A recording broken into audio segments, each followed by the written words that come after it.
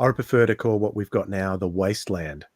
It's not the wilderness. It is a complete wasteland because so much has been added to Doctor Who lore. It's too much.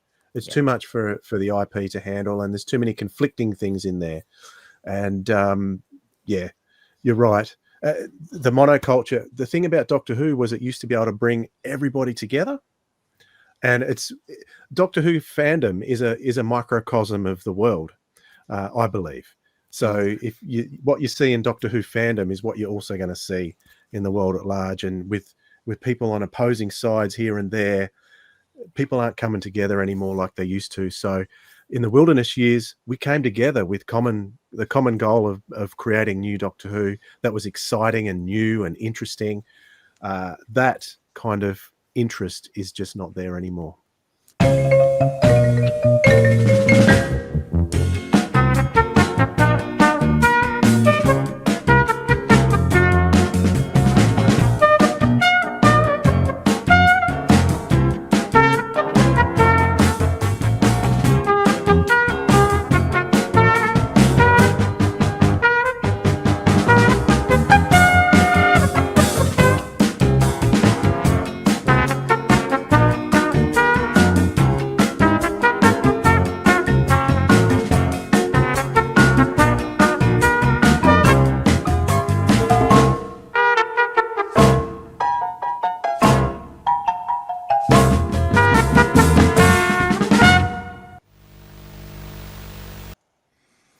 Well, welcome.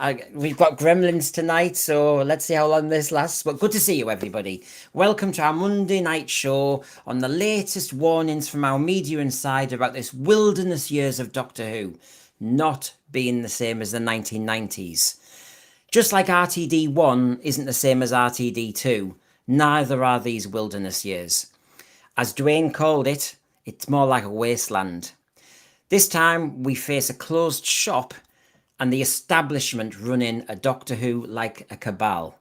There's a lot of differences, and I want to point out, and it was my media insider who pointed it out to me, we fans can't be all rose tinted about the 90s going, oh, what we need is a rest and wilderness years and then it'll come back. It's different, and I've got the slides and his quotes to prove it. And of course, I've got my compatriot on from Sci-Fi Chronicles 79. He was busy last night doing his latest Stargate watch-along. You want to see his intro? Here he is. He's John. Hi, mate. How you doing? Hi, everyone. Good to see you. Yeah, that was a great creation by my friend Brian yesterday. So yeah, do check it out because it did make me laugh. Cartoons of John and everything. My God, I have the Hoopettes. He has cartoons. So yes. Well, and we've also got a few more crazy cliffhangers tonight. We are Doctor Who fans after all. If anyone fancies a bit of Paradise Towers and Tomb of the Cybermen, but with the Hoopettes. So hold on for that. Oh yes, I go there, you know. That's only me who goes there. So suppose we better get into it really. Yes, talking to my source, as I do. Yeah. You brought this up, and I want to get everybody's opinion on it because I do think, and I have thought for a while, that people are a bit rose-tinted here. So as he said, there's nothing happening, and until the BBC sign off a cheque for money, actual real money, and I don't mean some kids 3-year-olds rubbish, but some proper money for a main show called Doctor Who about a guy on a box, in a box who travels through time and space or whatever that looks like. There's nothing to talk about except the past because we are in the wilderness years. And that's a media insider saying that. And then he just continued. The only thing is this wilderness years is going to be different from the last wilderness years. And I think it's very important to know that. The last wilderness years, the BBC did not particularly try and protect the IP. So what that meant was that people could write fan fiction, they could do audios, and he goes on. But John, I do think it's different. And I do think they've pulled the drawbridge up, they've pulled the ladder up. And I don't think we fans can get a look in. No, I would agree on that. And I think the trouble we've also got with it, mate, is like Dwayne was kind of saying before in the intro about everyone coming together. I completely 100% agree with what he said there. I think where we it was off telly. I know you missed the TV version of Doctor Who, so you didn't get into it as much as I did. But I really, as for me, it was very different because there was always an excitement for me as a kid and a young teenager of getting the latest VHS release from Woolworths, and it was a Doctor Who story I still hadn't seen because I wasn't old enough when it first came out. So I had that excitement where it wasn't on the telly, but I was still getting Doctor Who coming through, which was really good. But also you had some great novels that came out in that time, and then later on in the late 90s you had Big Finish, of course, and you had your regular Doctor Who magazine. So there was lots to enjoy. I think now, as Dwayne kind of said, it's very divided now, and I think the trouble you've got, and I've talked to you about this in private, even if you go and look at the novels now, they're all of them now are written by activists pretty much, or people that kowtow to the current, hierarchy within Doctor Who. So, you've got people that have, no disrespect, but they've written for Doctor Who magazine. They've done a few articles, not particularly great articles. And then the next thing you know, they're writing a Target novel, or they're doing a Big Finish story, and they kind of filter across to there. And it's like when Big Finish came about, there were good writers and there were good stories. Now for the bulk of it, I've said to you before, I stopped buying Big Finish 10 years ago because it's just absolute tripe now. It's quantity, not quality. Well, these are some of the things we'll discuss tonight, Thread. We'll be talking about what is the Wilderness Years, what will it look like? We'll be talking about Big Finish, the stoush Big Finish have had with anybody who does anything to do with anything of their audio. Very different, as my source said, to what happened in the 90s. And how basically there is a hypocrisy and a double standard being applied. And if you're a brand new fan, like when I say a brand new fan, if you're just an amateur fan like us, if you come up with a script or an idea, are you really seriously going to ever elevate, as the Daleks would say? Good to see somebody like John Shepherd here. It's been run into the ground by Chibnall and RTD2. Time to let it rest for the next 10 or 20 years. John, we may not have much choice. You see, because I'm an amateur Doctor Who fan, John, all I can do to make my own Doctor Who is stuff like this. You feeling better now, dear? There's nothing quite like tea and crumpets, is there? I really must be going now. Oh, we couldn't possibly let you. No, we can't tell them. We would like you to stay for a very long time. If we don't imagine you ever leaving at all. You are joking, aren't you? We don't see this as a matter for humour, Mel, dear. We mean every word. It is much better not to struggle too much. Needless distress.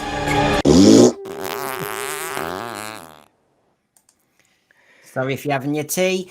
That's all. That's my level. I knew it. I knew that was coming.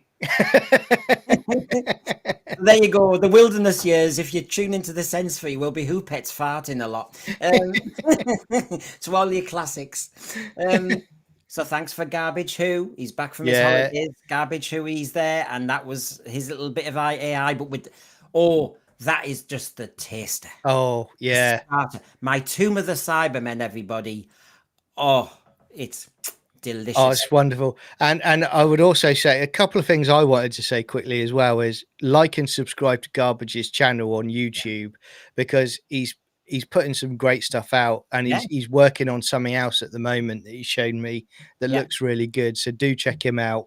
The other thing I was going to ask everybody tonight is, you'll probably see on YouTube now where you've got the like buttons, you'll see if you move along to the right, there's a button called hype they've just brought out. And what it does is it if you click on it, it gives an XP score to a YouTube channel you're liking. So it helps boost what they class as smaller YouTube channels. So if you can tonight, hit that hype button and really push SenseSphere on that XP, because that'll really help. So I'd appreciate that. I really would. So thank you very much. Yeah, and I'm just saying, while you're talking, I'm just saying what they're saying in the thread about Tomb of the Hoopets. That's what it will be. But I'm now getting a request from Zach to do one with Pyramids of Mars. So me and Garbage will get talking. We'll be onto it. That hand that's behind Sutek could be a hand puppet. Yeah, Anyway. hang on. Which version of Pyramids of Mars? Is it the proper version or is it the bastardized RTD version? Well, everybody knows I actually love the new version because I have the Sutek sleeping on the TARDIS, and so I might. Right, I'm going. So everybody, as you can see, the source has kind of really nailed into this wilderness years being different because they now feel as though they're going to be precious about their IP. And he continued, that's how Big Finish started for years. They were doing sort of homemade stuff, and then they could walk into the BBC as they did, and they said, look, here's our stuff that we've made. Can we do a license? And the BBC just pulled out a contract from a top drawer and said, yep, whatever, get on with it. Now, Dwayne and Dan, I have a video of what their contributions, and we all know Dwayne from Silence of Audio. The video has not uploaded tonight, so I'll do a little short tomorrow, everybody. Don't worry. But he did actually push back on a little bit of that and said some of it's inaccurate. But what do you reckon, John? For me, I mean, Big Finish. This is my history of Big Finish. I mean, I know they were doing sort of like the Bernie Summerfield audios before they got the license for Doctor Who. So it kind of evolved from there, really. And I still think they had some connections within the industry. I mean, they were doing, the VHS interviews. I forget the name of the VHS runs at the time. I didn't really watch them overly in the 90s, but they were doing those. So they were interviewing sort of like the right people at that time. So I think all of that helped them to get into getting a license for doing Doctor Who. And you know what? I'm going to come out and say it now. That was a wonderful time in my life when Big Finish was announced. It really was. It was an absolute joy. And I actually miss those days when I really look forward to a Big Finish audio CD dropping through the letterbox, and I could just literally put it on the multi-disc CD player in the 90s and early 2000s, and just be an absolute heaven. Those days have long gone, sadly. I don't know whether I'm going to get them back. Yes, because John, I'll show you stuff like, okay, yeah. He will talk about how it's getting a bit corporate and everything. I'll mention the Daleks overuse and everything, but we're getting stuff like this now, John. I listened to that trailer. And this is the issue, isn't it, John? It's not. They are producing stuff. It's not like a wilderness years like before in that way. We are getting material. We're getting material like this. You could read that book if you want. You could read Rogue. There's a whole load out there you could read, but it's not the same because the agenda is there. And as Drain was quite rightly saying, we're not even united as fans as we were in the 90s. We all wanted Doctor Who to come back.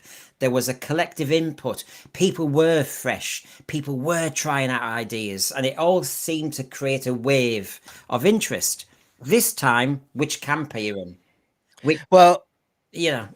I agree 100%, mate. And I think, I'm usually a very calm person, but one thing that I do get angry about, especially for Doctor Who, but I could refer it to Star Wars, I could refer it to Marvel, I could refer it to Star Trek as well, is the fact that they came into these, what I hate saying the word, IPs that everybody loved. They were beloved franchises, and they just decided, you know what, we're going to push this ideology in these franchises, and literally their mentality was, well, if you don't like it, we're going to go scorched earth.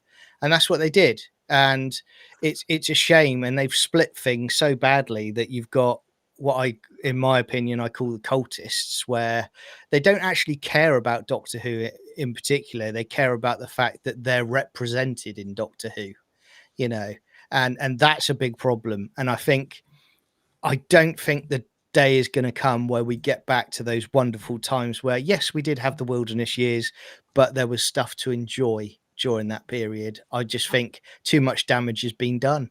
And by the way, I did manage that period without buying a new adventures, without bothering with the radio, the Ghost of End Space and everything. It wasn't, I remember, I am a bit of a purist regarding the TV stuff. And so I kind of just survived. I didn't think it was coming back. And now this time we've got people saying, give it 10 or 15 years. I might be in the grave when it comes back. The trouble is, if it came back, it's got that same group. So basically, if Moffat, Chibnall, and RTD have done their bit, everybody says, well, it'll have to be Pete McTeague. Or people say, well, it needs to be one of those writers who are doing, you know, in the group, Emily Cook. And you start thinking, we're not going to change the viewpoint of Doctor Who. It's always going to be a mush of New Who. Yeah, and it's going to be more slapstick, stupid comedy elements in it as opposed to serious science fiction, you know, and that is such a shame. And again, you know, I'll give you an example as well about the Wilderness Years. One thing I miss now, and I'm looking back, and I never thought I'd say it. It was wonderful when Doctor Who came back, because I'd never given up hope that Doctor Who would come back. And when merchandise got so big in the Tennant era, and it was in Toys R Us and everywhere, that was great. But do you know what? After they've done what they've done to the show, I do miss those quiet moments where I would go into a WH Smith to get my Doctor Who magazine, and it was only me that was picking up that Doctor Who magazine or the VHS release. You know, for me, they were nice times as well. I enjoyed those moments, and I wish that I had them back because of what they've done to it. Weren't there moments, though? I do remember, you're right. I remember, John, when you'd sometimes have to seek out the magazine. You had to, yes. The news agents had given up on it. And I mean, Zach Witten says here he started buying the Doctor Who magazine during those years, probably as a kind of comfort blanket. There's something there. But I sometimes struggled. It's a bit like when you're looking for your B&M character options. Sometimes you have to go shopping around and you thought, oh, God, there's a tatty copy of a Doctor Who magazine. Yeah. And you go into, sorry, mate. Yeah. Sorry. I was going to say, you go into, I used to go into the news agents, you know, where, you know, mum would basically reserve it. She'd get them to order it in on subscription. And, you know, you always had the Doctor Who magazine. They always used to write your name in pencil across the top, like Yulden. Yeah. And you're like, yeah, that's mine. You keep your stinking hands off of it, everybody else. This is my area. These are my rules. This is my magazine. Yeah. I mean, I almost felt like doing a show, and I still might this week, a nice short one on the BFI did season 13. We've already done a deep dive on season 13, but as Stephen O'Neill says, that's like the Doctor Who magazine of old. That's what we're holding on to during this wilderness period, which seemed it is getting longer. And we'll try and share any news that we get from the source or anywhere, but there's not many whispers out there. So yes, my source, who, you know, I am a bit of the source whisperer. I try my best to get material out of him.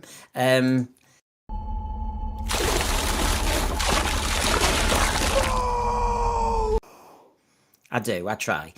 Sometimes I get absolutely covered. So, yes, how unfair is this compared to the 90s? And if you are a budding new writer who has been watching Doctor Who, but you think there's a new way it should be done, a new direction, and you really do have some brilliant ideas, there's no cut through. There's no ladder. There's no way around it.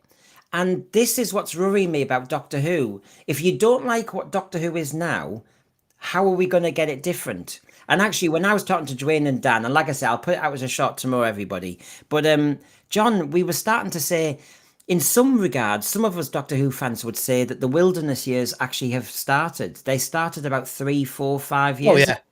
Because it wasn't really Doctor Who. Yeah, that's me. I mean, I've said to you, I bowed out with Jodie Whittaker. I came back on, was it 2 occasions? I think there was the Timeless Children, because I'd heard what people were rumored that was going to happen. I said, no, they won't be stupid enough to do that. They did it. And then and then obviously I came back with Goodwill for the 60th. I was like, this is complete rubbish. Hated the Star Beast. And Ncuti Gatwa, it turned out to be exactly what I expected. And I came back not as a fan, That was the difference. I came back almost like, you know, where you slow down in your car to look at a car crash. That was how I came back to Doctor Who when Russell T Davies came back, because as soon as I saw that first interview, I think it was at the BAFTAs, where, you know, Yeah. Ncuti Gatwa's got his outfit on with his chest out, and Russell T Davies is like cuddling up to him from the back. And they were just talking about, what was it? The first thing they asked him, what are you going to bring to Doctor Who? And the first thing he says was representation. And I was like, yeah, we know exactly what we're going to get just from what he said there. And again, straight away, you think, this isn't going to be Doctor Who. So why am I going to get invested in it when I've got wonderful stuff from the past that is Doctor Who that I'm happy with? And that's where I am. And I was actually more positive than you, it sounds like, Yeah. when RTD came back. But so therefore, how silly was he to get on the wrong side of me? Because I was willing him on and maybe too naive. And yet I've gone very quickly the other way. And it shows you, well, I'm sorry, but I wasn't wanting to be in this destination, but that's where we've ended up. Yeah. As my source said, no one cared in the 90s really about the IP of Doctor Who. Nobody cared about Doctor Who at all. So basically, Big Finish, in a way, could take advantage of that. Nobody can today. And we'll mention the Mid-Journeyman? We'll mention Spare Parts. We'll mention it's a different game now. It's become so much more corporate. In a way, the BBC should care about Doctor Who more, and so they should prize that franchise. But they need to allow ways in. Otherwise, it's like those politicians now who they only talk to each other, but there's no new ideas. And it's the same with, I think, with Doctor Who. We're not seeing any new ideas. The echo chamber is turn it into a soap. So he continued, John, sorry, and I'll get you to bite on this. So, talking about Big Finish, he really wanted to make a point here. So that is not the case now.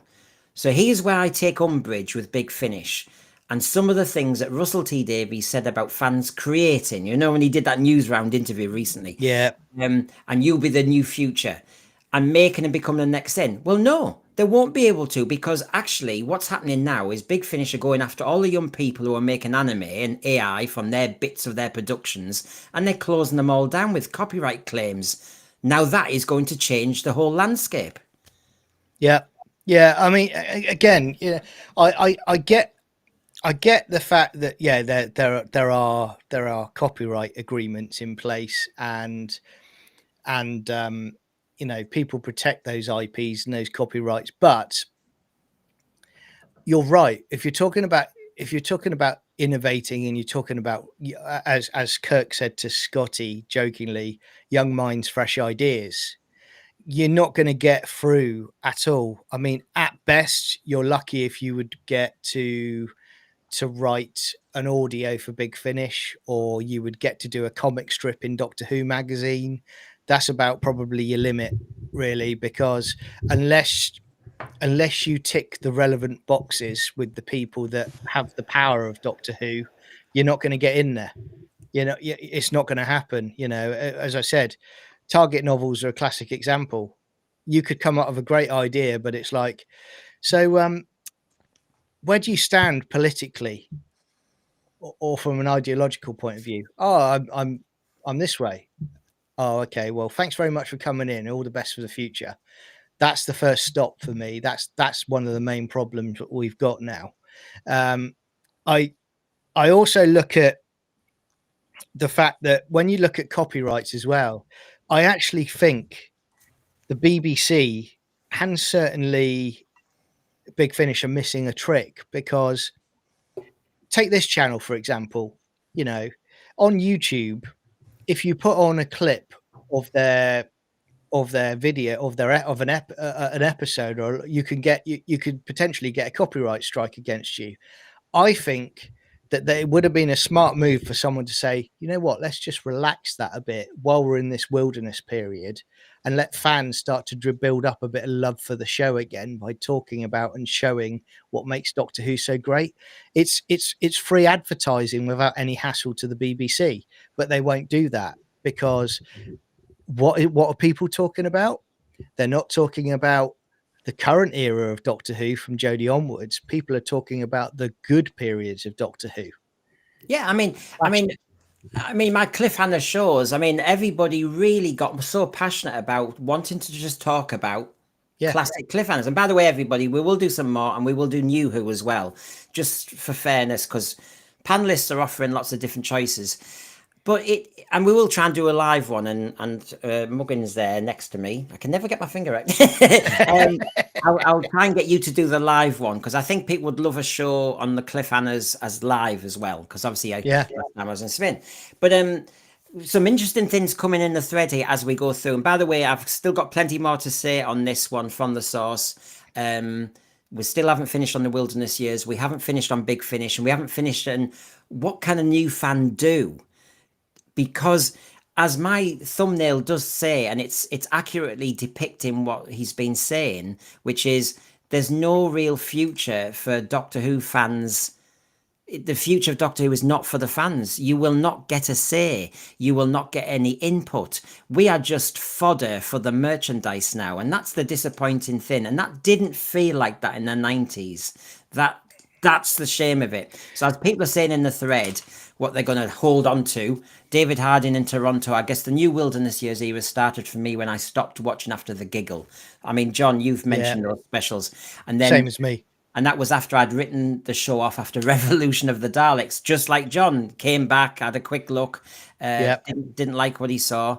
Hartnell's Ghost, good to see you. I also recall difficulty finding the Doctor Who magazine, so I subscribed during Jodie Whittaker's era. I cancelled due to Doctor Who Monthly only printing positive reviews of her episodes, and the Time team being all under 23 plus watching five. Yeah, I know. Well, it's like that behind the sofa. Well, Doctor Who magazine, and I cancelled it as well. And again, it was similar to what John Daly did. If you haven't seen it, check it out with Brendan a while back, where they did a video, and John Daly sadly said how he stopped his subscription to Big Doctor Who magazine. I was the same. I was emotional about that because it's like a loyal companion that's been with me for a long time. But I started getting sick to the back teeth, where I thought, you know what? This isn't Doctor Who magazine anymore talking about Doctor Who. This is Pink News or Gay Times. That's what it became. And that is a disgrace. And that is because the people higher up, RTD is an example, they wanted to push their narrative. So it comes from the top and it comes all the way down and it filters out. It's an infection. And I feel sorry in a way when you had the end of Classic Who with the Doctor Who Monthly and, you know, Colin Baker, Sylvester McCoy, we had the opinion polls per year of stories. We had all that. And if you were somebody like Colin Baker, you had to face the fact that Twin Dilemma was always 600th, you know, and it was just out there. I mean, he couldn't hide that the fans, that was their truth. Now you just don't get any of that. And like you say, I mean, if everybody looks at the Doctor Who weeklies, there was even more detail in them. They were quite serious. I mean, there's a simple comic strip. You had a nice lolly in the back, I know, advert, but very sense. But you did have some one or two detailed pieces. Now it's all, I mean, the letters page, you flick through. There's lots of adverts for Big Finish and lots of adverts for merchandise. You flick through. And then where's the articles? Where's the real good? And the articles, as you say, tend to go into a certain vent. Yeah, they do. I think it's also the same where you're talking about a Wilderness Years 2, where it's very different with the merchandise to Wilderness Years 1. People in the UK, even though it wasn't on, they might not have watched it. They did love, like, the Daleks. They did love the TARDIS, the police box. They'd see it, you know. And you used to have, you know, like, I collected them, like, guys, you probably all have got them, but the radio controlled Daleks that they brought back as well with, you know, when Doctor Who came back in 2005. It was great. I love them. Now, what merchandise are you getting? You're getting pin badges, you know, that are reduced in price because nobody's buying Jinx Monsoon on a pin badge. Yeah. You know, and that's what you're going to get, because I think, whereas, look, we've talked about it before in private, Doctor Who TV movie, right? It had been off the air since 89, but still got 9 million viewers in the UK because the general public that weren't diehard Doctor Who fans, they remembered it from their childhood and they went, do you know what? I'm going to sit down and watch Doctor Who. Doctor Who is back. They watched it, 9 million people. Now, if they were to do that in this phase, you wouldn't get 9 million people watching it. If it was like 10 years later, they'd be like, oh, I remember that. That's the guy that used to go around in a dress. That's the trouble. There's that as well. I mean, you're worrying me now because you're being cynical about merchandise out there. And the Sensory was going to we were going to release a new brand of underpants where you could find your Sensory at Orbits. And I was also going to have a T-shirt made that said, "I've milked the Queen Bat," and on the back. On the back, it'll say Professor Jackage knew his stuff. I don't know. You're spoiling it now, Jack. I was worried for a second you were going to do Doctor Who underpants with Shooty's face on the front saying, "Babes, I'm here for fun." I know. Yeah, don't put a teardrop on underpants. That's not what to do. While we're there, sorry, we've gone low again. It's we can't help ourselves. I'm sorry, everybody. It's the wilderness years. This is all that's left. Yeah. The tumbleweed and the wolfweed. So, good to see Farsight, and thank you very much. I think you've been so generous, and it's been half an hour that I might show you the Tomb of the Who-Pets. Would anyone want someone brought up on New Who in charge? It'd be more of the same. Farsight, I know what you mean. I have to sound as though I've got to try not to sound proprietorial, that I own the show. But I know what you mean. It's going to be somebody we all know. I mean, imagine you've got a bit like Cinnamon in his 20s, but he really prefers Classic Who. Sonny Waffles, young lad, prefers Classic Who. But the trouble you've got is, I totally agree with Farsight. The trouble is, I've heard it touted around a lot. Oh, Pete McTeague would be great to take over. Not in a million years for me, because I look at the collection set. We have a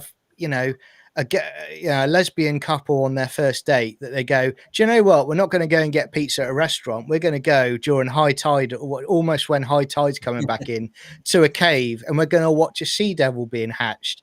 So you have that straight away. You have the comments within that 5-minute or 4-minute trailer of climate change is in it.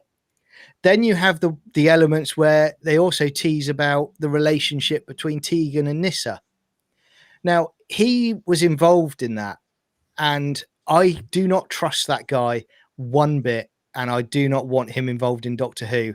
And my Exhibit A is going to be the war between the land and the sea, because tell you what, if you want a CV or an interview process for the role of producer of Doctor Who, that is going to basically say to the general public, no thanks, mate, we'll pass. And they seem to be missing the bleeding obvious. I mean, how is everybody feeling? I mean, by the way, I still have slides from the source. Don't worry, but we're being fans, aren't we? But next Saturday, on Saturday night, we can watch Doctor Who, Matt Smith. We can, they're going to work as a... But the thing is, it's already on iPlayer. So why... I mean, do you know what that is? Go on.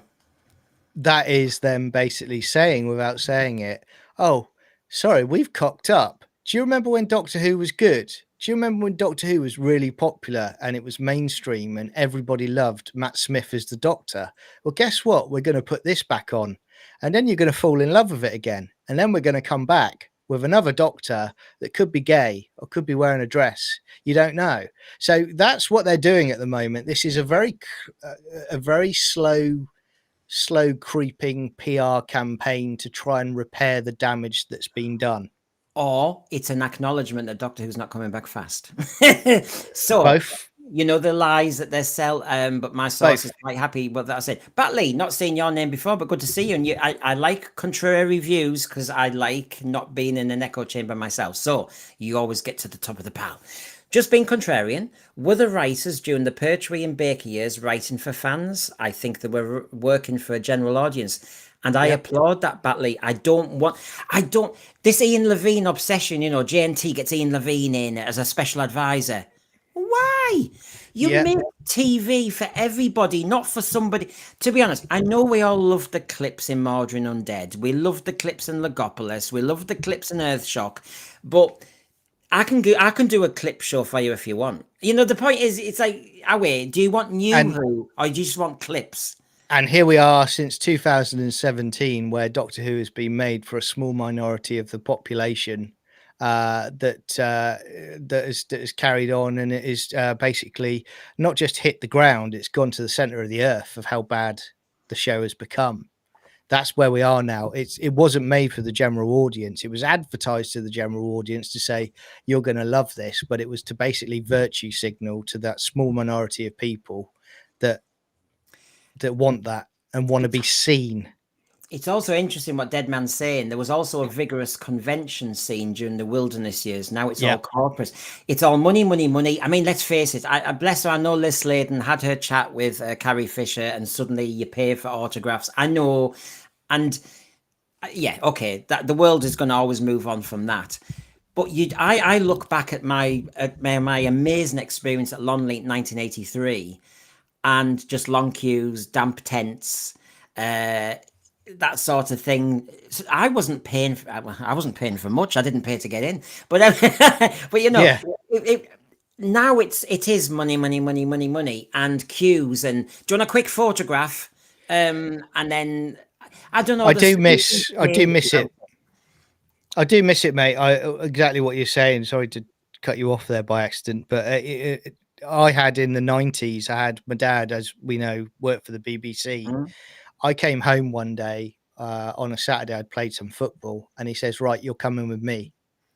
And he had two treats for me that I never knew about, and it was at Bournemouth College. There was a Doctor Who exhibition on. Doctor Who event.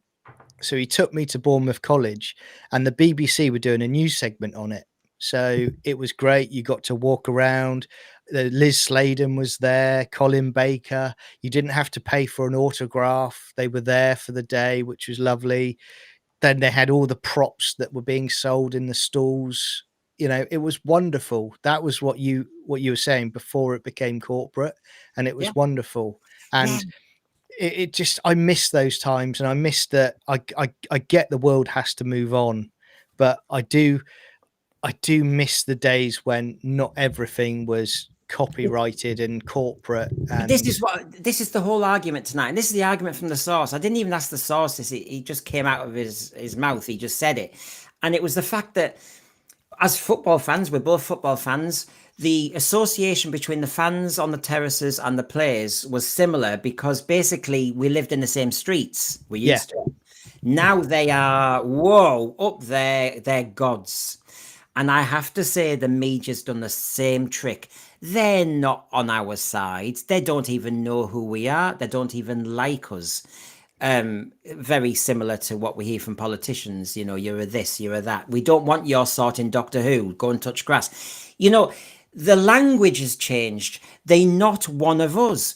And so what you were saying about conventions and everything, I just wanted to bring Zach Witten in, because again, you know, if I say something and people say, Brendan, I know there were no videos. And I know. But obviously you can't just keep doing clip shows, Zach. I know I taped them all.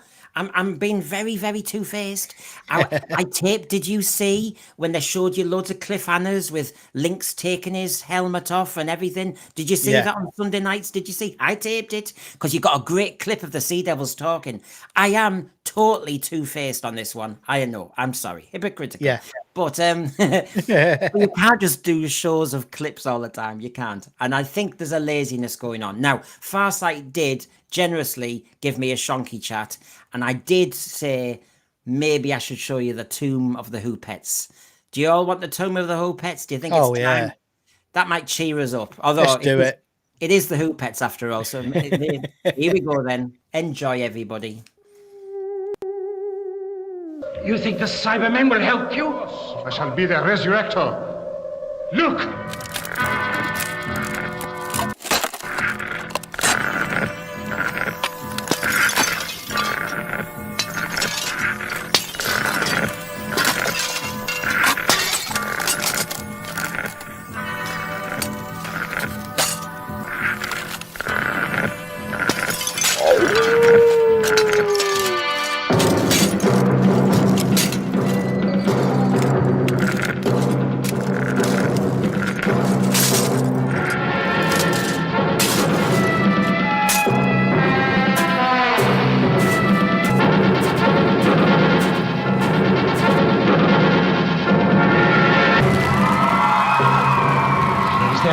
leader, their controller, Jamie.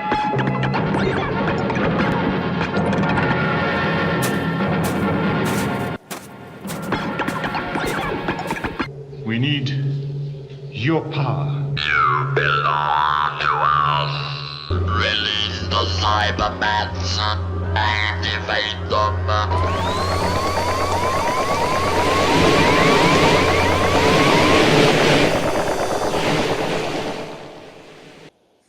There you go. I'm making movies next.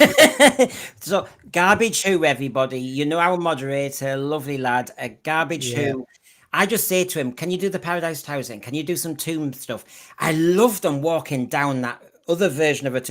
Anyway, we all love Tomb of the Cybermen. It's a great cliffhanger, and I might play it again at the end of the show. But honestly, isn't that fun? Thank you, Garbage Who. You deserve a few more subscriptions for that. Everybody, a round of applause for him.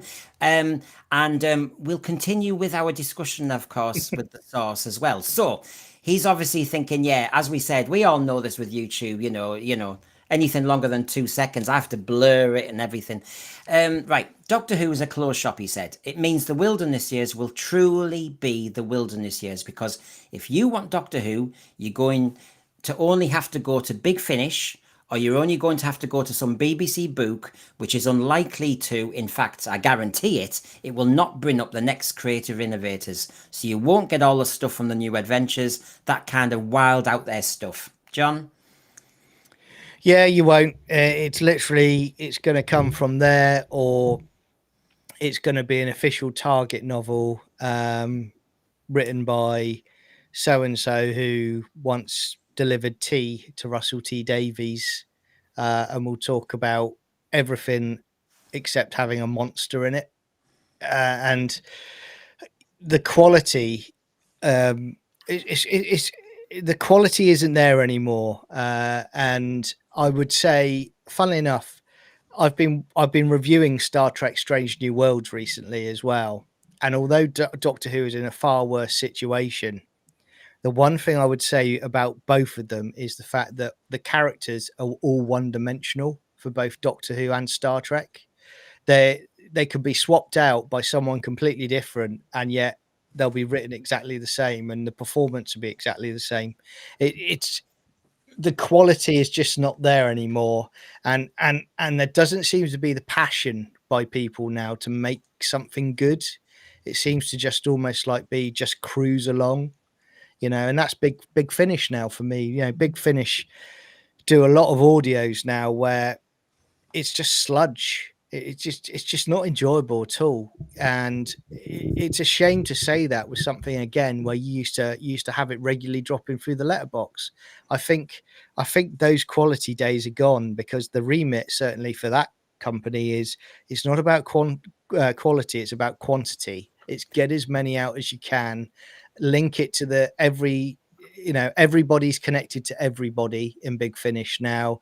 You know, River Song has met every single person, every single doctor, you know, every single companion. It's that kind of nonsense that's happening now. Whereas, you know, Big Finish originally, as a quick example, you used to look forward to when they did their multi-doctor stories.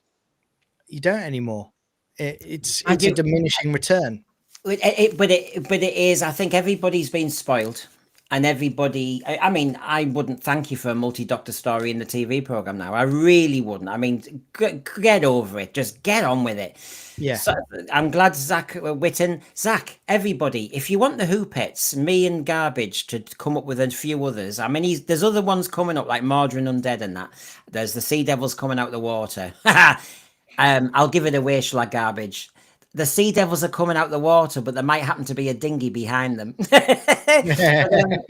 So yes, but any suggestions, and me and Garbage will get our heads together on that one. But yeah, and yes, Big Finish double standards. He said it fundamentally changed the way that people wrote for the show, wrote for Doctor Who, thought about it. If you're squashing all of that, and you're going after content makers and young kids who are creating AI videos of Big Finish, and you're closing them down, Garbage, they're onto you, with lawyers and legal things and everything because they've used their bit of your Big Finish audio. Well, that's great, isn't it? I mean, that's really going to help get new ideas. And as Dwayne was telling me yesterday, there's a kind of a competition where one writer per year can maybe get something produced with Big Finish, and he just said that's been closed down. Where's the new blood going to come from? Well, it's not. And again, the only way that Big Finish will change, and for me, it's the only way for it to change is for them to actually suffer, where people are in droves are just turning away from it and saying, do you know what? I'm not enjoying that anymore. I'm cancelling my subscriptions to that audio range. I'm just not doing it. And I think that's the only way they learn, because then they suddenly realize, hang on a minute, the quality is dropping significantly. People are actually passing us feedback that they're not enjoying this stuff. We're gonna have to change things. We're gonna have to open it up to new writers to try things, and even some old writers that weren't in the new Who era. But I would say like an Andrew Cartmel could come in easily and do a fantastic audio for Big Finish. You know, he's great. He's top drawer. Ben Aronovich is another example as well. You know, Even them now, you know, I mean, Ben's a top draw writer, isn't he? You know, and Andrew's, you know, a great writer as well. So I think that can happen, and I think what I want is someone to take it back to the raw elements of Doctor. I'm pulling in because I'm wanting to kind of debate with you, because I feel as though everybody you're listing, fine, I'm not knocking them, but they've all had their time. It's time for somebody I've never heard of. I'd never heard of Christopher H. Bidmead, and I'm sorry to say that because recently, you know, he died, but I liked what he did, and I liked how he tried to take Doctor Who down a very scientific approach. And but I'd not heard of, you know what I mean? He came out of nowhere for me. I feel as though we need somebody left of field who hasn't touched Doctor Who and has a fresh pair of eyes on it and who actually goes, right, what is this program all about? Asks loads of questions, actually says, look, I know it's always been on TV. I've just never been interested in it. Now I'm a TV producer. Right, I want to know now. And they really look at it. And I want somebody who's hungry as well, John. You know, everybody mentions, you know, JMS, but I want somebody who's hungry, who's going to take risks. Philip Hinchcliffe took risks. He lost his job almost really with it, didn't he? Yeah, and he came back. He wrote for Big Finish. He did his Philip Hinchcliffe Presents stuff, which I liked, but you know, didn't set the world alight. But I really enjoyed it. I think the trouble you've got, what you're asking for, is never going to happen, because even if someone comes in with a really good idea for a Doctor Who story now, they're going to be given their brief by Big Finish or, you know, BBC Studios, and it's basically going to say, right, that's great, but you need to alter this, and this. You need to tick these boxes.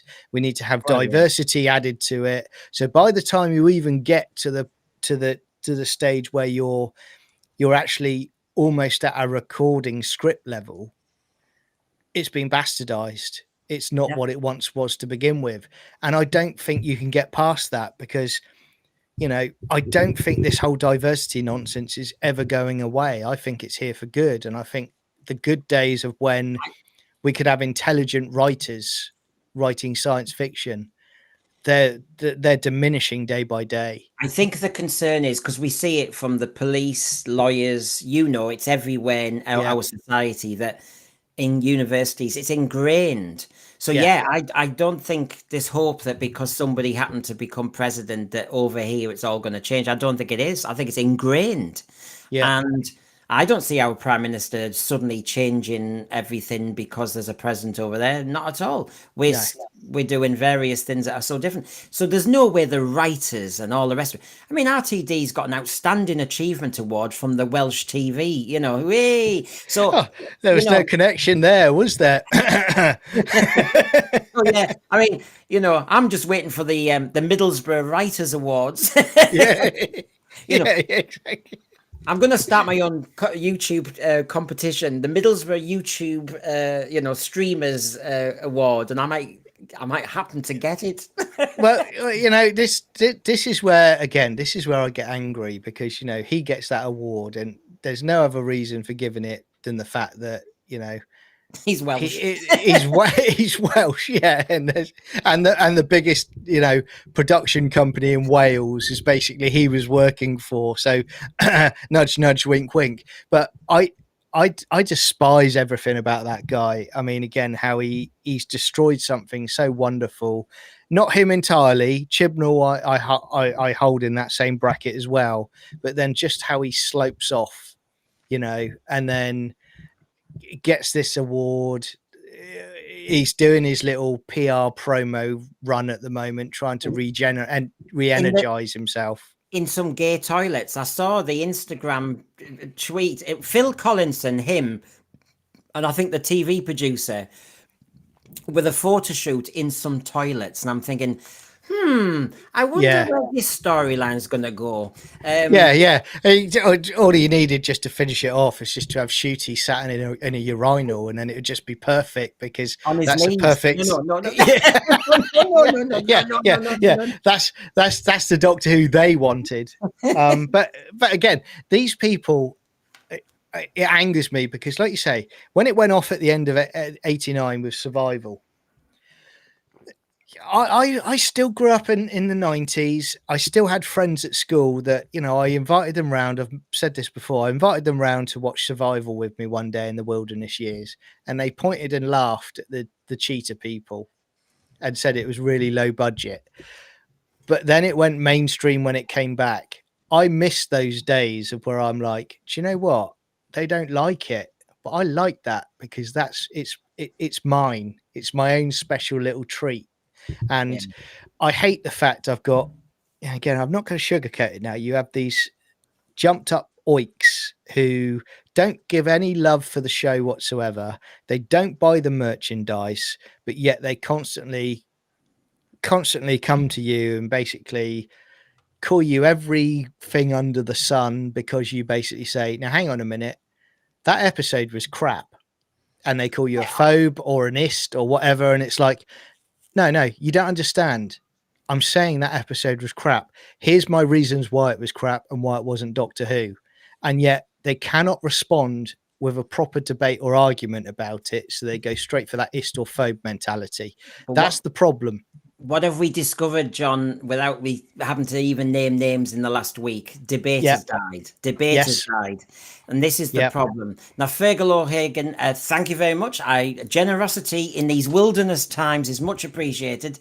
My enthusiasm for Doctor Who is gone. And I tell you what, Fergal, I am feeling it every day. I'm finding it, and John knows this, I'm finding it harder to make these sense for your shows, because it's just, the blood is draining from us all.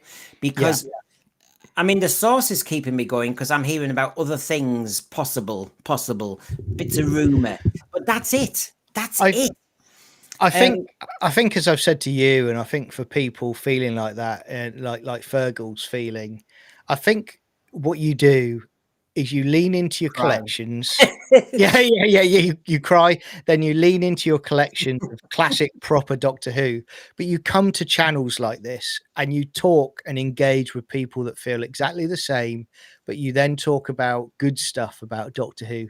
You're not always going to talk about the bad, because the time will come when we'll actually go, Russell T Davies, Phil Collinson, who are they? We don't care anymore. They were a small little footnote in Doctor Who history. We're talking about the great stuff. No, Jane Tranter will have won outstanding achievement for Bristol, and all that stuff. Now, Fergal, as a thank you, I do thank yous on this channel. So your thank you is, as Garbage is saying, will there be another Who Pets one?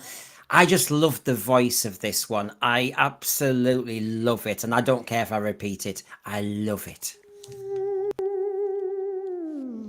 You said we were alone here, trapped like this, like a sponge beneath the sea.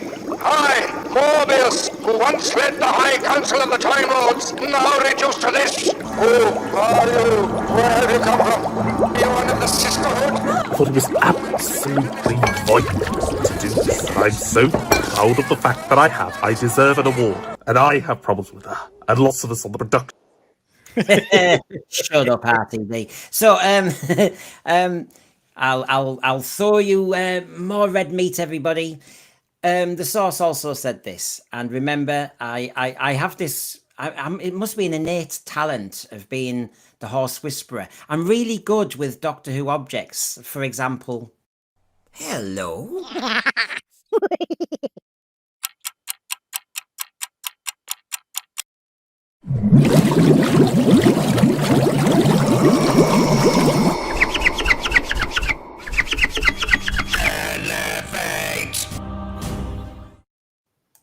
Yes, I killed the face of Bo. Sorry. Yes, I know. Well, so the source continued. All it's going to mean is that the next generation of creatives aren't going to touch Doctor. You see, this is. I know what he's been saying, but this logical step is even worse, John. New creatives won't touch Doctor Who. They're not going to look at it because they're worried that if they write a fan fiction and put it online, they'll get a bloody lawyer from the BBC, you know, that's the difference between the wilderness years of now and where we are now and where we were back in the 90s. And I think it's important for people and for fans to understand that. And I mean, Fergal, I hear what you're saying. That's a killer, John, because I have to say, I'm sat here. You know, I was gutted the other day because I'd done 5 Cliffhanger shows, 20 clips, all checked. One of them got an alert in retrospect. And I have to say, everybody in the thread, I've got loads of people lined up who want to do the Cliffhanger shows. I want to do them. And I've just had the blood drained from me thinking, why? If they're going to just kick off over him, I'm only doing 3-second pieces. John, they're not letting us create. No, and I think this is the problem. I mean, I remember, you know, when we're talking about 2006, 2005, 2006 Doctor Who, I remember YouTube, and YouTube was in its infancy at the time, and they were constantly, there were, you know, Doctor and Rose videos about you know, Doctor and Rose videos about with music in there about, you know, love story, you know, they're in love, or there would be some sort of Matt Smith story with some music to it, you know, clips people would do, and they were okay, they didn't get copyright struck. But now everything, you know, they will go after. And as I said at the beginning of the show, for me, they're missing a trick, because they've launched this official Doctor Who YouTube show, which I've said to you, that's going to crash and burn within 6 months, because nobody wants to hear 2 people that were connected and are connected to people that destroyed the show. They want to listen to real people, like on our channel and similar channels, where it's raw, it's passionate. They're talking about why they love Doctor Who and what they love about Doctor Who, and they're critical of it when someone is misbehaving with the show. That is the major problem with the BBC and other IPs at the moment. They think that they're arrogant to think we can do it better than what these people are doing it online. Whereas they don't even have to pay anything out. They just have to say, okay, we're not going to completely relax copyright. We're just going to loosen our grip on it a little bit. Let people put some clips in, and then that builds positivity towards the show again. That would help to regenerate a damaged IP. That's what you do. And they've got the advantage of all these channels. I mean, it's free publicity. If we kept talking about Doctor Who, there's a kind of a hinterland there of people. I take what a lot of you were saying in the thread, you know, agreeing with John as well, saying, you know, pick on something like Quatermass Reborn. Me and John have these chats all the time. Now, obviously, John's channel is Sci-Fi Chronicles, so he's already kind of baked in to do a wider palette. Brendan is. I'm a stickler for it's Doctor Who. I'm a bit of a one-trick pony, but I will fight the fight with it. Yes, I am a bit drained at the moment, but I will fight the fight, and I'll argue the toss. There are things coming up, and John knows there's a few little things we just can't talk about at the moment, but they are things. It's just it's time. I would also say, though, one positive to Wilderness Years 2 that we didn't have in Wilderness Years 1 is Doctor Who YouTube channels like this. I agree. And that's where this is the traditional pub setup where you couldn't regularly meet with lots of Doctor Who fans to talk in a pub. Yeah. Now you can do it. You can do it on YouTube, and that's what we're all doing tonight. That's what we all do every time we come on these shows. That's what we're doing. And it's a friendly community where you can say what you want. You can debate with people in the chat as long as you're respectful. That's what you're always going to have. That is something that could carry people through a wilderness period, because you're all talking about, say, you go, tonight we're going to talk about Claws of Axos. People are in for it. People are going to do that. They're going to tune in for it. It's just that there's such a problem going on here. For example, he says, and that's why this guy who did this AI thing of a Cyberman, the spare parts, the Big Finish, and suddenly got closed down. That was so sad. It was terribly sad. Now, I just have to do a clip like this.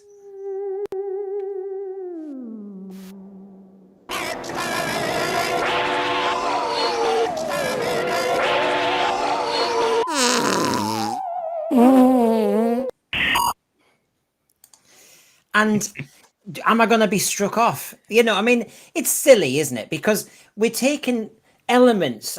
Doctor Who fans only will know all those little niche moments in the series. I am just taking the Who Pets are taken. You just have a bit of a laugh. All it is to create a laugh. It doesn't create a program. It just creates a laugh. And you just think, how far do they want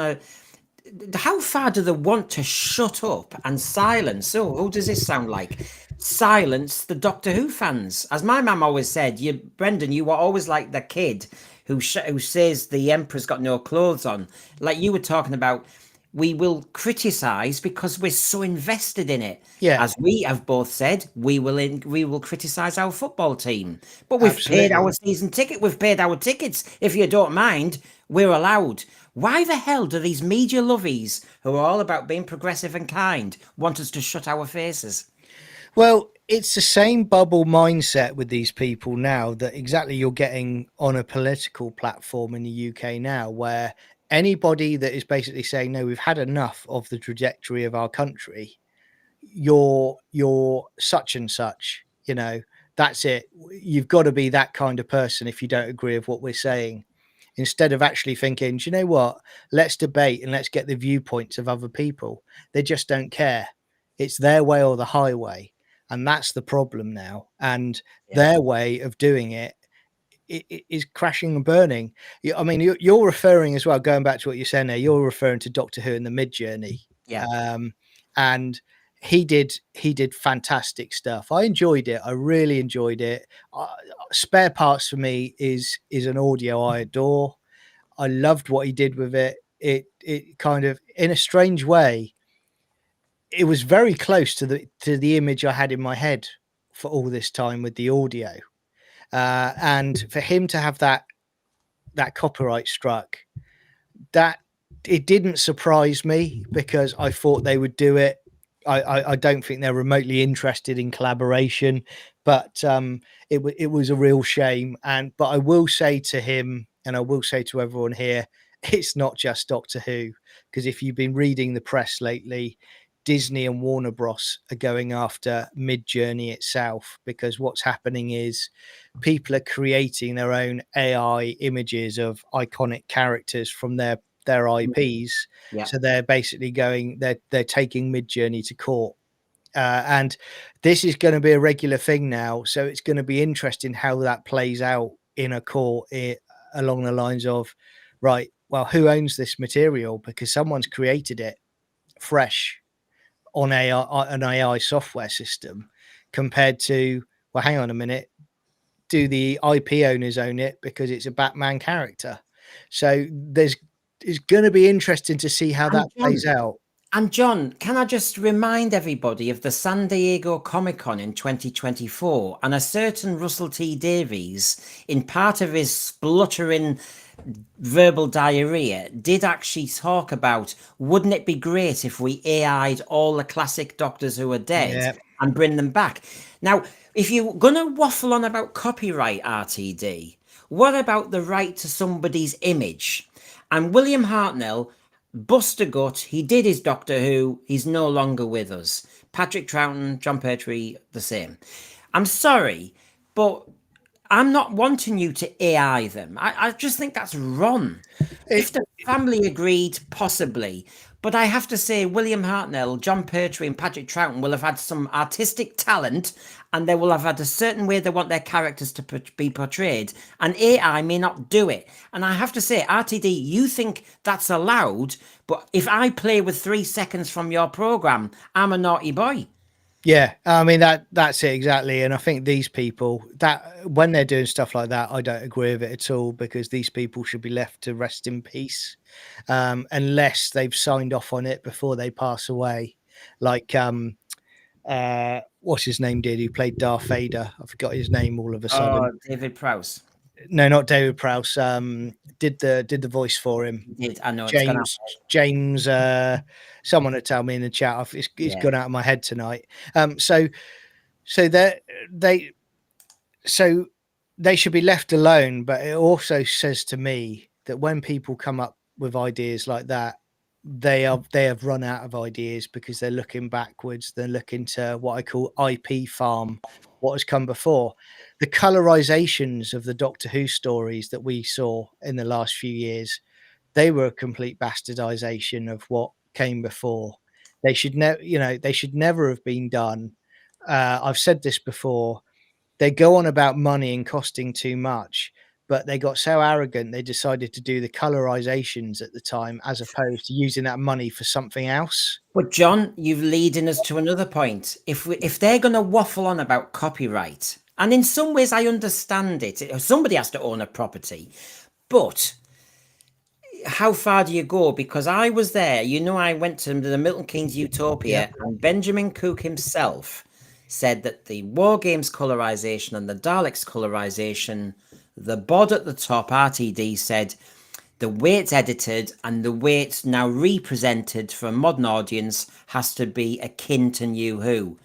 Sorry, you don't have copyright over that, RTD, and you are allowed to do that. You're allowed to change Sutek. You're allowed to change Omega. You're allowed to change the Rani. You have trespassed all over Classic Who. Who's given you the right? I mess around with 3 seconds and stick a fart in Hoopet at the end, and somebody might kick off. It's all wrong. Yeah, whereas he sticks a dog on a flipping TARDIS taking a dump, and he gets away scot-free on it. I mean, again, it makes, I mean, the hypocrisy of these people is off the scale, because, again, RTD2, he's a hack. I mean, I'm going back. I will give him credit for the 2005 season, but when you look back now and you think to yourself, just look at that first season, look at the quality writers that were involved in that first season, look at the second season. He was surrounded by good writers, which I think made him look better. And they were blooded in the 90s. Exactly. The novels and the audios, and it all fed through from there. And again, I'm a fan of Rob Shearman. I loved his Big Finish audio Jubilee, which they adapted for Dalek.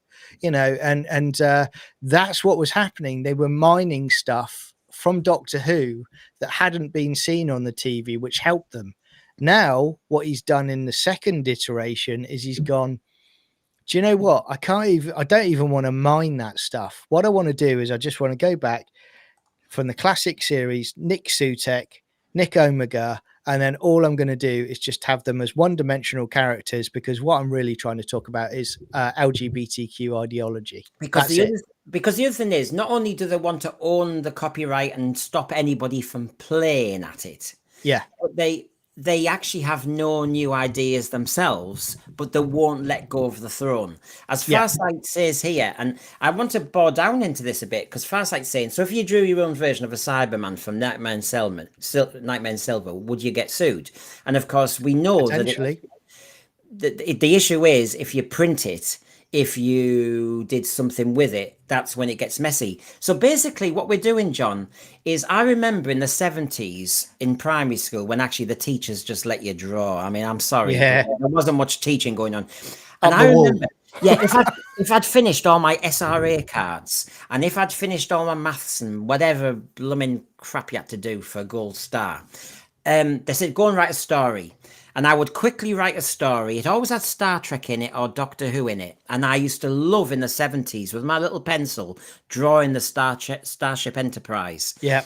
Oh, now, Farsight, am I breaking copyright?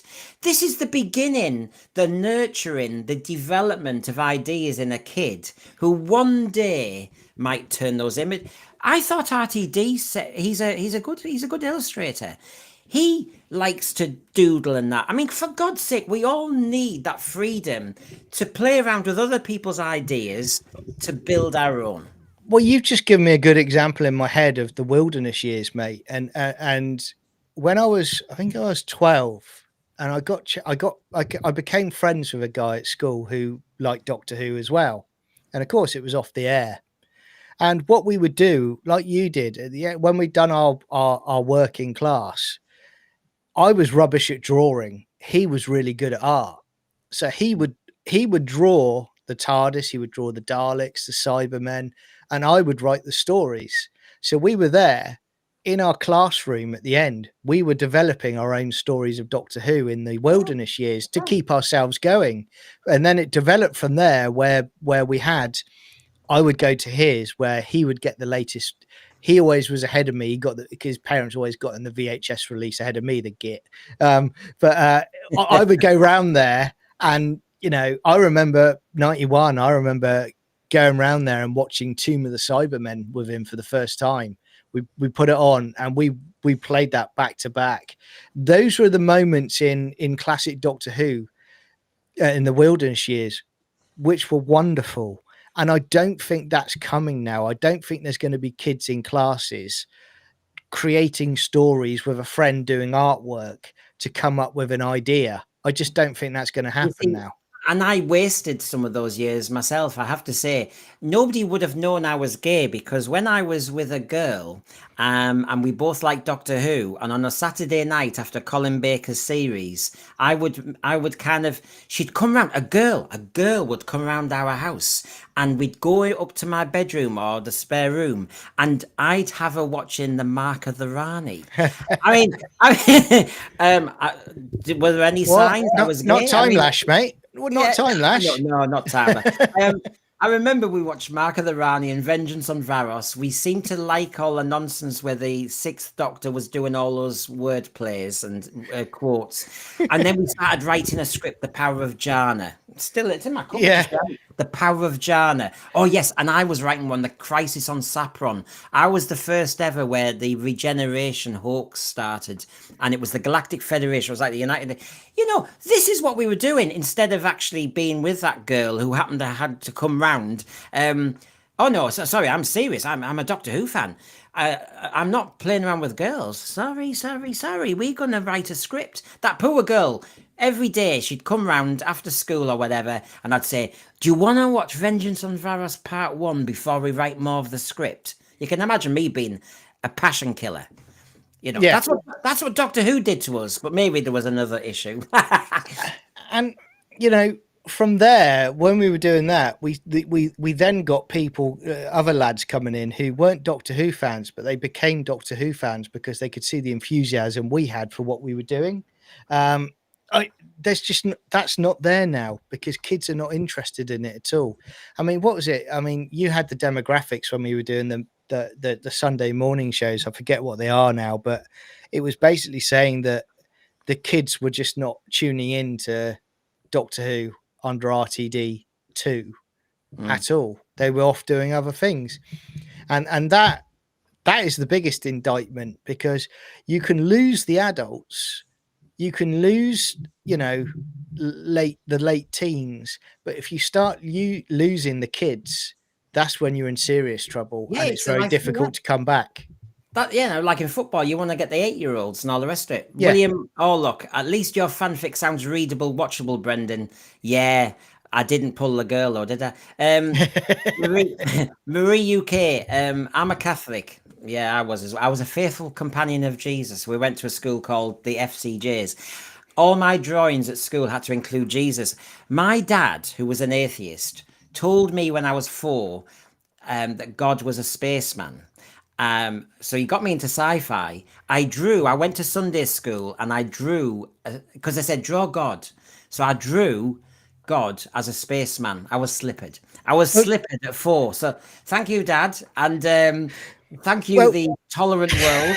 do you know what my granddad used to do to me and my brother and sister when we were young kids? And he did it to my mum as well when she was growing up. And he's well ahead of Moffat on this.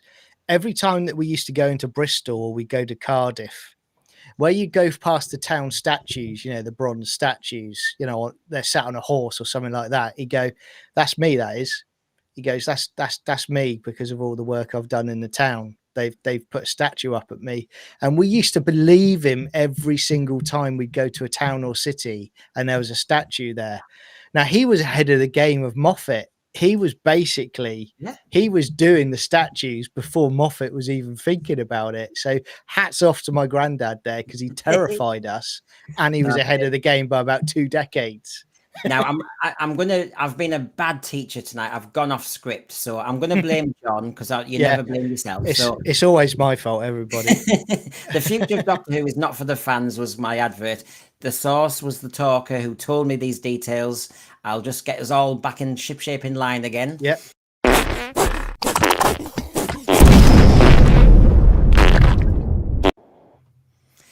There you go. And he said, how sad that the people at Big Finish have had that mentality when they themselves only have a career, only have a business because they did that themselves when they were young.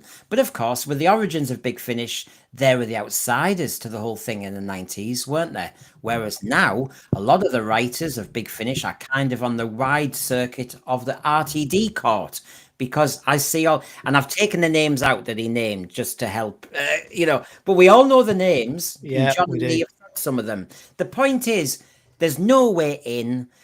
It's all right, Jack. They've got the money now. They've got the license. They'll spew ideas. They're limited ideas, and my source has a few things to say about those ideas. But where are we gonna? And I really don't want to get to the point. I can see people in the thread saying, Brendan, keep doing your Doctor Who chats. But the thing is, my argument is, but people are turning away from Doctor Who. And as me and John are saying tonight, I think it's permanent. We can keep talking. I will, and I'll have to diversify. I understand, probably into politics, knowing my mouth, but or religion. God is an astronaut. But God. But I really don't. I don't see where we're going to get a way in unless it's more of the same. And I remember John was more cynical when RTD came back. I was more hopeful. So if some other producer came in the next year or two, are they going to be completely different? Not really. In other words, we'll both be very cynical and it'll be more of the same. And so the concern is we've lost it. And he's tiptoed off to Channel 4. Very nice. You don't lose jobs in TV, do you? You just move on to the next one. Sorry, I read that brand, Yeah, exactly. Can I just say as well quickly, that clip you just showed of, the source one with the TARDIS exploding and the fart sounds. Yes. It just suddenly came to my head because you got the 2 TARDISes there. You've got a Type 40 and a Type 40. That's it now. I've just figured that one out. It's a Type 40 farty travel machine. Oh, very good. I'm gonna have to. You're getting too good. So I'm gonna have to put you off. Are you ready? I'm gonna put you off now. Ready? Leave the girl. It's the man I want. That got you. Just when I ease my way in gently, you've just made me want to jump straight back out of the pool. I have all the weaponry here to make your life hell. I can even have you shut up. Here we go. Everyone sees and knows too much. Yeah, exactly. I can sort you out. I have all the weaponry.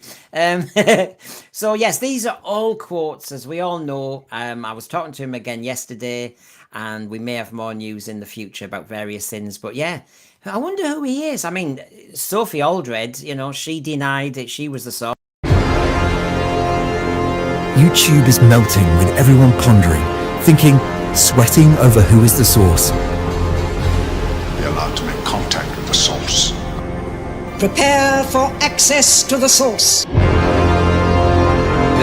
same rapport with the source so that you may make your judgment.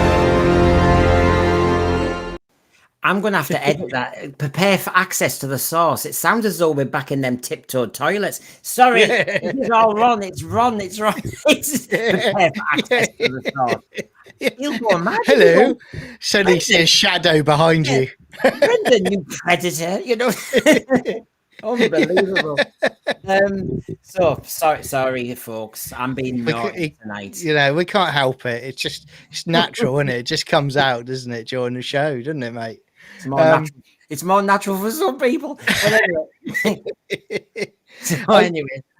I think with regards to this as well, it's one of the sad situations we're in now as well, mate, is the politics is infested everywhere. And I think when Big Finish was coming in, they signed obviously the classic doctors to it. They signed the companions, and it wasn't a case where I think if you went to get a position, get a part there, they didn't ask you, okay, what's your political preference? What's your ideological, bend? What are your thoughts on that? Yeah, draw God. Yeah, yeah, exactly. It was just a case of, okay, we'd like you to do this. Now, people don't get opportunities if they think a different way to the people that are running those productions. And again, I find it quite extraordinary that it's the supposed diverse people who are inclusive that are majorly exclusive. That I'm seeing time and time again. It's funny that, isn't it? And again, it's not just Doctor Who though, is it? No. It's Star Trek, it's Star Wars, it's Marvel, it's outside of science fiction and franchises, it's everywhere. It's literally you have to believe and think a certain way, otherwise you're not getting the gig.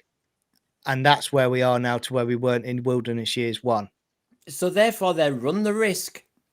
So all these YouTube channels one day will hit upon an idea that gets around the copyright, and they might be, and because we have to know our audience and we have to be aware of our audience, otherwise we can soon quickly go down to naught views. We are much more connected, a bit like the old-fashioned footballers with their audience and a bit with the past. Not we're like in a terrace. Yeah, and this is the point, because we get the barracks, we get the people shouting at you. That was a rubbish show, Brendan. When are you going to do a cliffhanger show that's any good on what, well, that's... Anyway, the source continued. He didn't explode this time, and he wasn't approached by me in any toilets for the Tiptoe series. There you go. The only Doctor Who people will be able to access will be from the establishment. So it's not the Wilderness Years before, where people could access all kinds of stuff.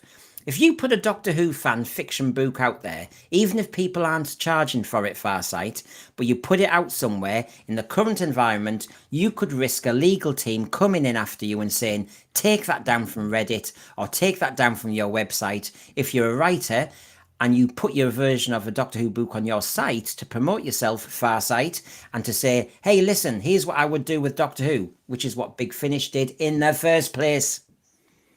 Yeah. Yeah, 100%. I think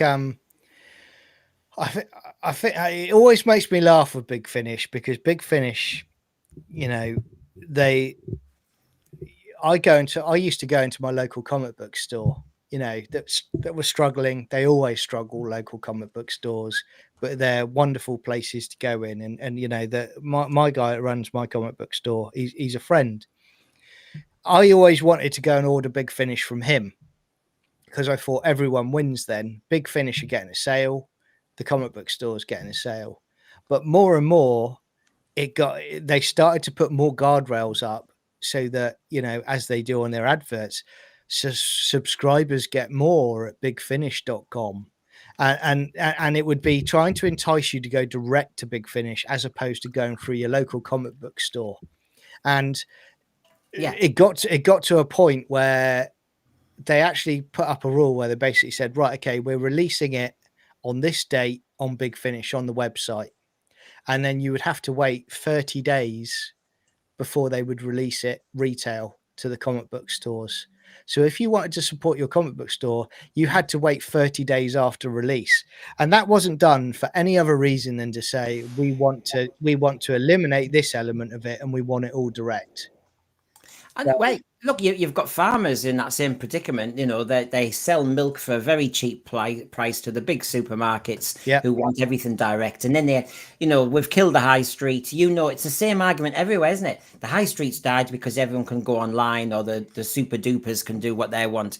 And this is what's frightening. And so, sorry, folks, I do like to be upbeat. All I can do is have a laugh, even though I think the news is a little bit grim, and I don't see any way around this. We'll do our nostalgia stuff. I'll diversify a bit. John will do his sci-fi chronicles. But the issue is, my favourite programme just looks as though it's been given quite a fatal killer blow, I have to say. Unlike Star Trek and unlike other brands, sod's law, it's my bloody show that gets wrecked. Anyway, my source...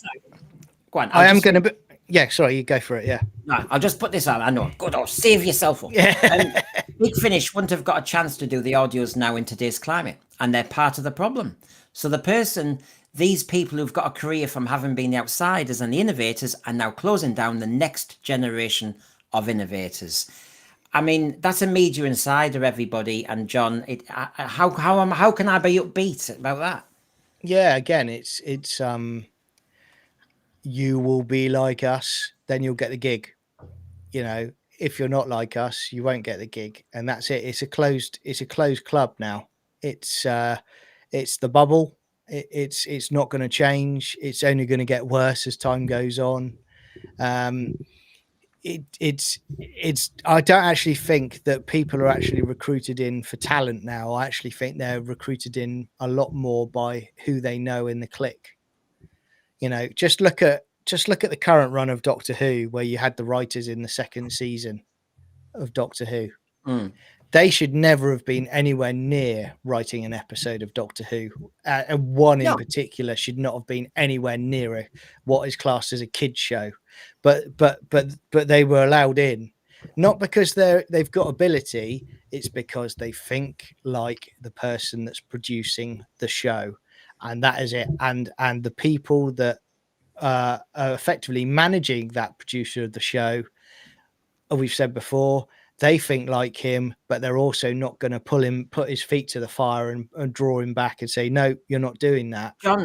John, what's fascinating, when I was still in teaching, and it'll be in your job as well, it'll be in everybody's, you know, when people do a job application and it's all anonymized, unlike in the past. So you don't know what their gender is, you don't know anything. You have to go on, apparently, the merit. Yep. That sounds wonderful. Oh, well done. Everything's so much better for us low lives, yeah? Yeah. How is it then that when you think of what John's just been saying, and I obviously agree with, RTD doesn't take anonymous commissions? He goes, I know that person. Now, I would love to see Doctor Who writers anonymously send in their pictures, because then it would have to be done on merit. And I just want to say, John, why can't the rule be the same for them as it is for us? I can't go for a job going, come on, head teacher, I used to work with you. You know me, it's Brendan. It's got to be anonymous. And actually, that is fair. How come them at the top don't do that?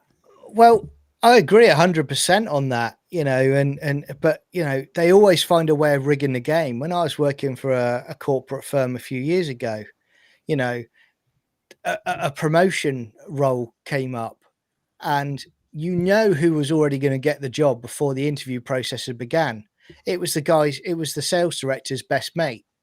And what they do, they go through the interview process so they can go, we've conducted a fair interview process. But we all know, everybody knows it's the guy's mate that's getting the job. That's how it works. But we knew when he came out, I think it was at the BAFTAs RTD, and he said about Ncuti Gatwa, and he says, well, we were actually going to go with somebody else because we did a full casting interview process, but he walked into the room and he took our breath away. Well, hang on a minute, I'm just going to add, no, took your breath away, RTD, not took everybody else's breath away. And we know for a fact that there's a lot of the the strong talk about somebody else that was linked to that role. Yes. But what I laugh at is the fact they go, we conducted a thorough interview process. No, they didn't. They didn't at all. They knew who they wanted right from the word go. Everything else is just BS from them. Well, John, they did it so well that they appointed an actor who was unavailable and who wasn't going to hang around after one filming block. I mean, that is really good. So I used to say this in my profession, that obviously I've shocked Archibald Lazarus. I know. I used to have a, but no, the unmentionable career. You know for a fact that this is crazy. This, isn't it? That yeah. I don't know. I am almost dumbstruck. I really am. Now, Terrifying Monk says they will run the show into the ground. At least we still have classic and 10 years of New Who. And yes, some of it's going to get repeated. And in a way, Chris Chatfield, yeah, that's fine. But as Archibald Lazarus agrees with me, people have been agreeing with a lot of John tonight, although they're all called garbage. Anyway, no, Archibald Lazarus, that's a great idea. Anonymous scripts chosen on merit. Who'd have thought? But you see, they're still allowed their cabal. I started this show saying Doctor Who is a cabal now. Now, you can talk about the Fitzroy Tavern, you can talk about what you want, but the point is, it's who you know. And I'm sorry, it's not Buggins' turn. If I had no name on my script and I sent in a script that actually was better than Space Babies, Devil's Cord, Boom, and all those from that series, and Disney was able to sit there and it was all anonymous, I might have had a chance. But as it is, nah. And remember, sorry, John, the last little thing is my source says now they've pulled the drawbridge even higher. They now have only prescribed people who are allowed to make a pitch. Certain certified people who are allowed to even bother writing to them. They don't want to hear from us. Yeah, I would also say that I think in that scenario, you stand a fair chance of getting your script through.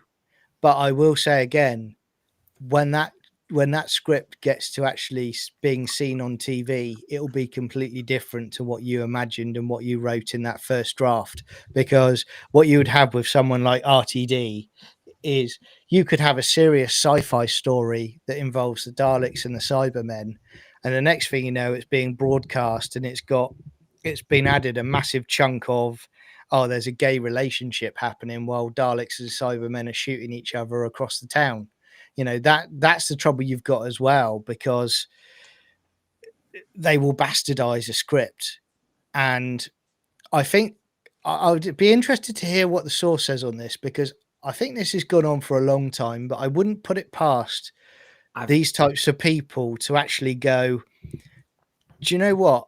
We really like your script. And they alter it so much that they don't have to pay you anything for it. He's already told me that, because I think I've mentioned it on my stream, haven't I? I've said, I said, look, I've written a teaching diary. Sorry, you lot, I know you'd all love to buy it. No, about lockdown. And I just said, if there is a good story in there, how would it look when it gets on screen? He said, you won't recognize yourself and you won't recognize the context, and you can't say that to a woman and they'll take that a bit out. And yeah, just like we're saying, John, I mean, your suspicion's right. Now, Tidy Boy, spot on. Remember Four Candles as one example.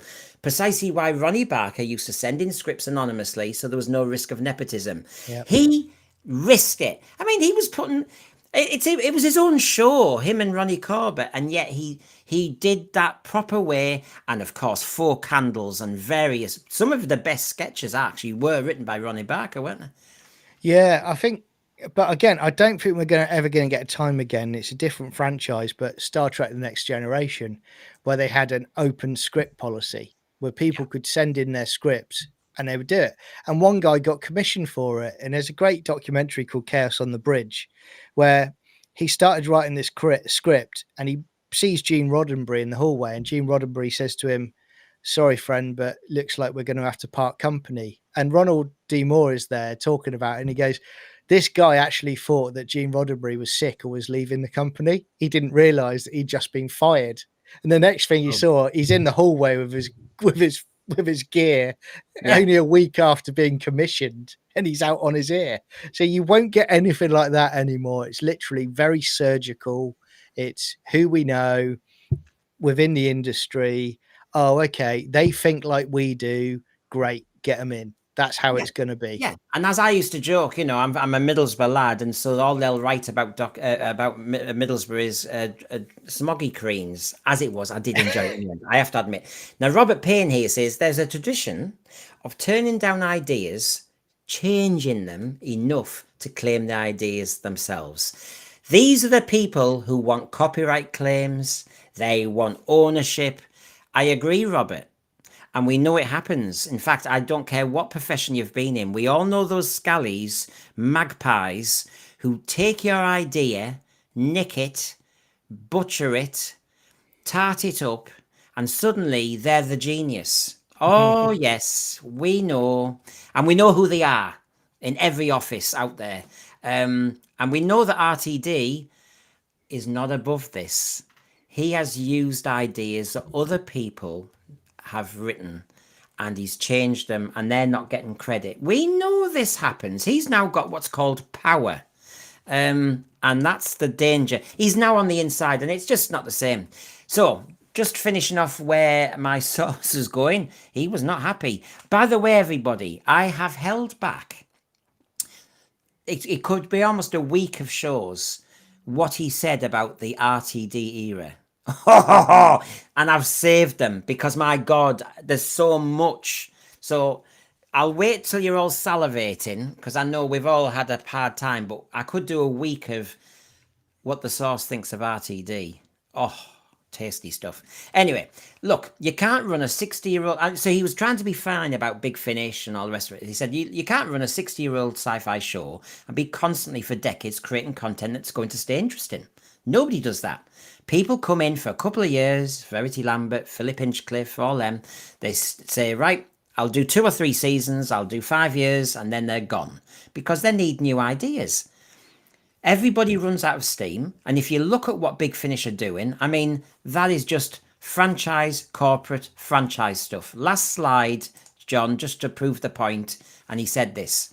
You know, the Fugitive Doctor meets Sarah Jane recast, meets Harry recast, I mean, they're already at the end of anything interesting. They're not doing a new version of Doctor Who. They're just, and in the end, he just said, it's just awfully corporate. It's quite cynical. They've got Daleks in everything because the Daleks sell more than anything else. So even if there's nothing, a Dalek has to be in it for 2 seconds, and they put the Dalek on the cover because it'll sell more. It's cynical.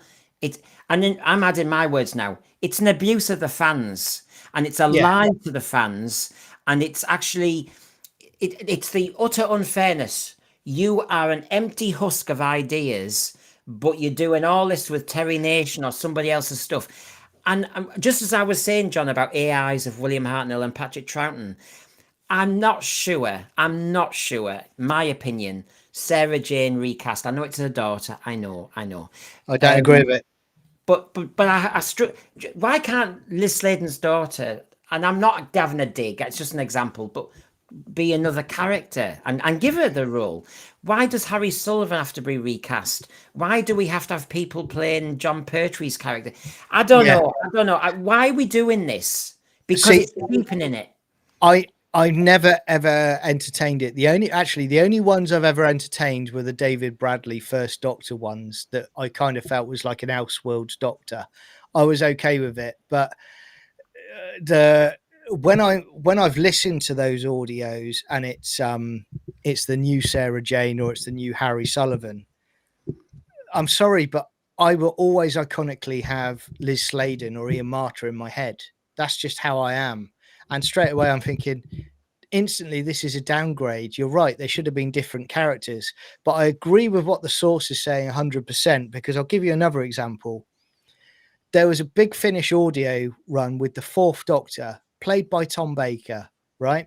They brought in a female actress, a black female actress, who is playing a unit officer from the 70s, who is basically talking down to the 4th Doctor about how he acts, and that is all for diversity's sake.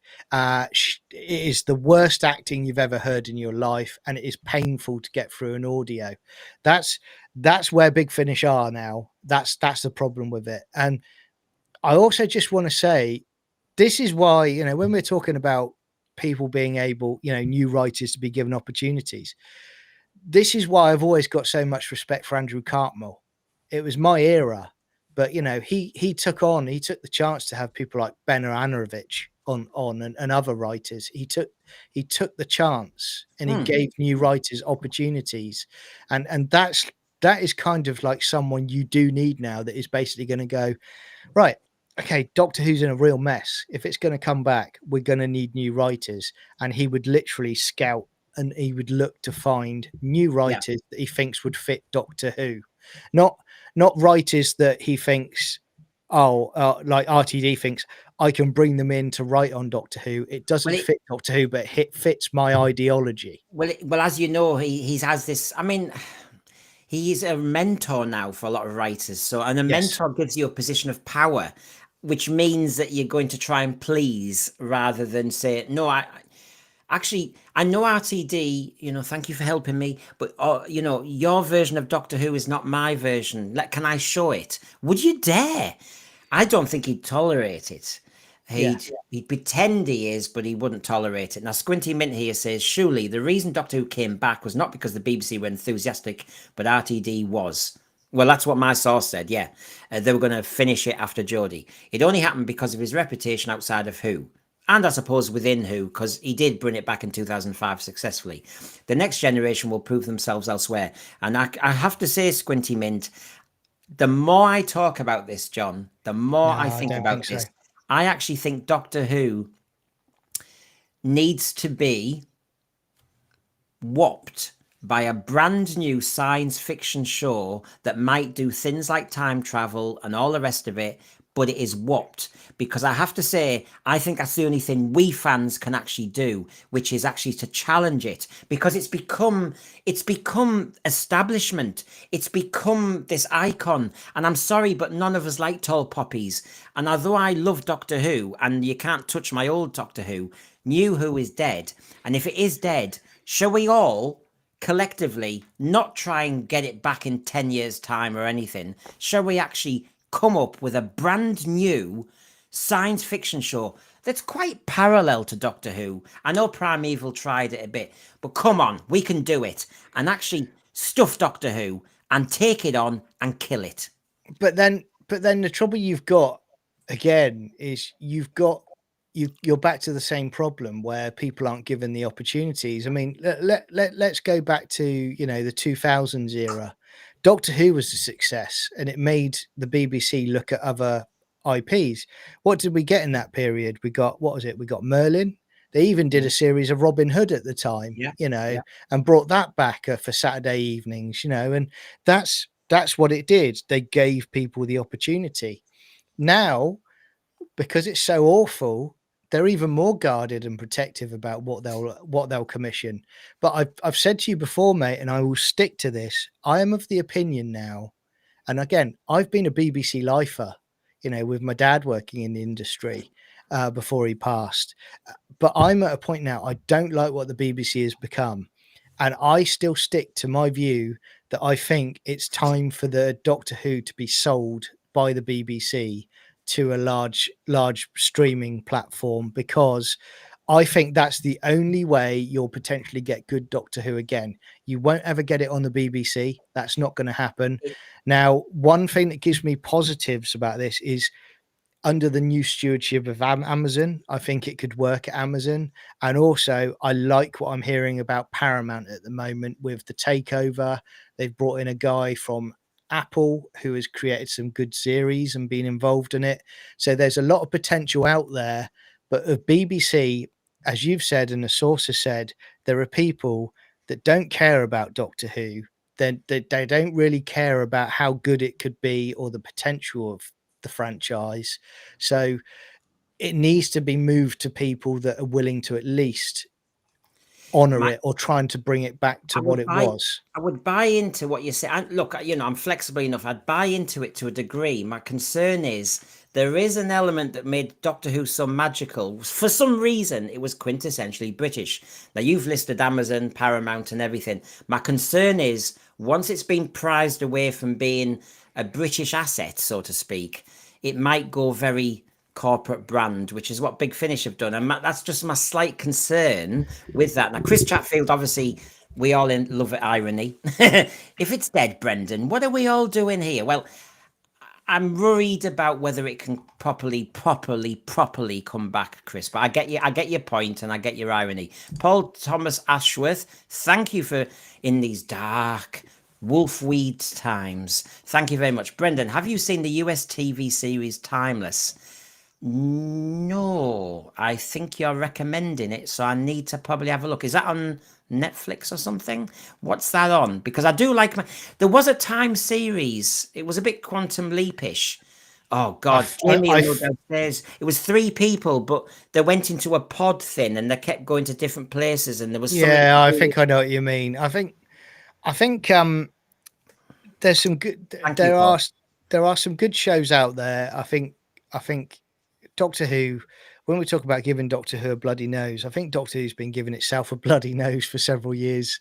Like it's like the kid in the school ground just punching his nose. Yeah, I think for Doctor Who to stand a chance, it still needs to be moved away from the BBC, and I'm going to stick with that because I don't see the BBC changing. I see the BBC now as literally they are 100% an arm of the government and an arm for ideology. They're not even hiding that fact anymore, and it's going to continue to be leaked, fed into their series and any productions they do. It's everywhere. I mean, I will be absolutely as objective as I can be, John. I also know that obviously with that leak that the source talked about and I talked about, the Disney one, that actually, although we had all our cynicism about Disney, and I really did, that actually, and it was an American company, but actually it was Disney who kept trying to tell the bad wolf, it's not the Doctor Who we thought it was. And all our data is telling us, and they wanted the Doctor Who. I don't know of old. I don't think anyone wants classic Who because they don't know it, as you know. But they wanted the earlier version of New Who, and they also thought it was going to be a hard reboot. And RTD, I think, got excited about getting Catherine Tate and David Tennant back. Suddenly made the specials not special, and then suddenly spun that into his new actor who wasn't available much.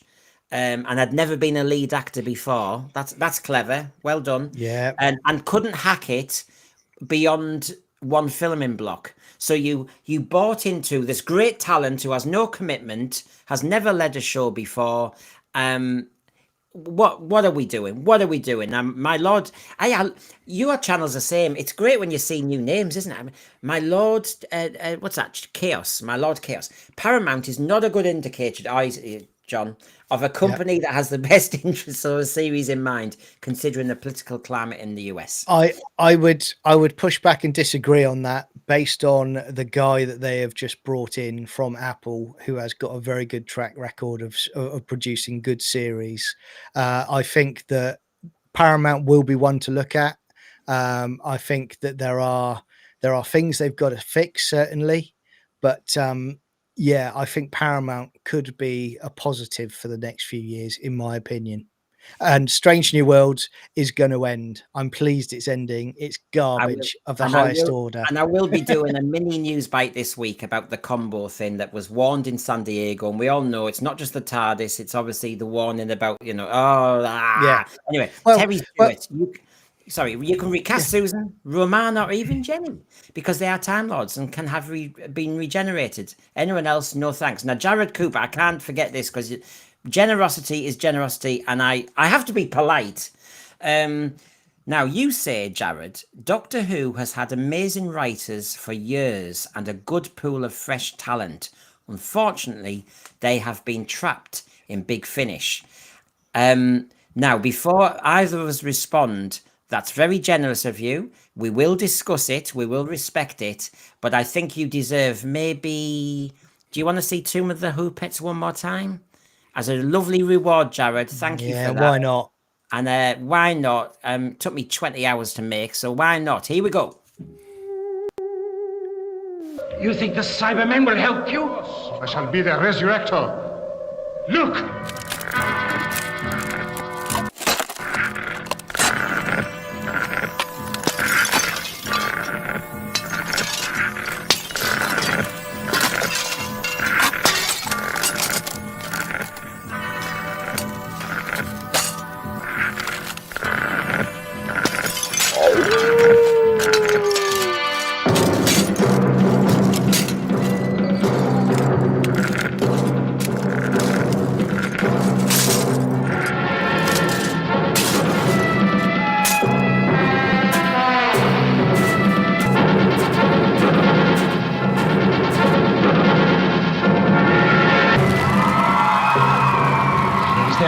their leader, their controller, Jamie.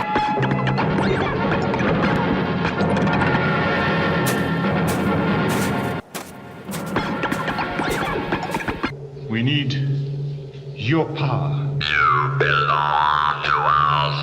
Release the Cybermans and activate them.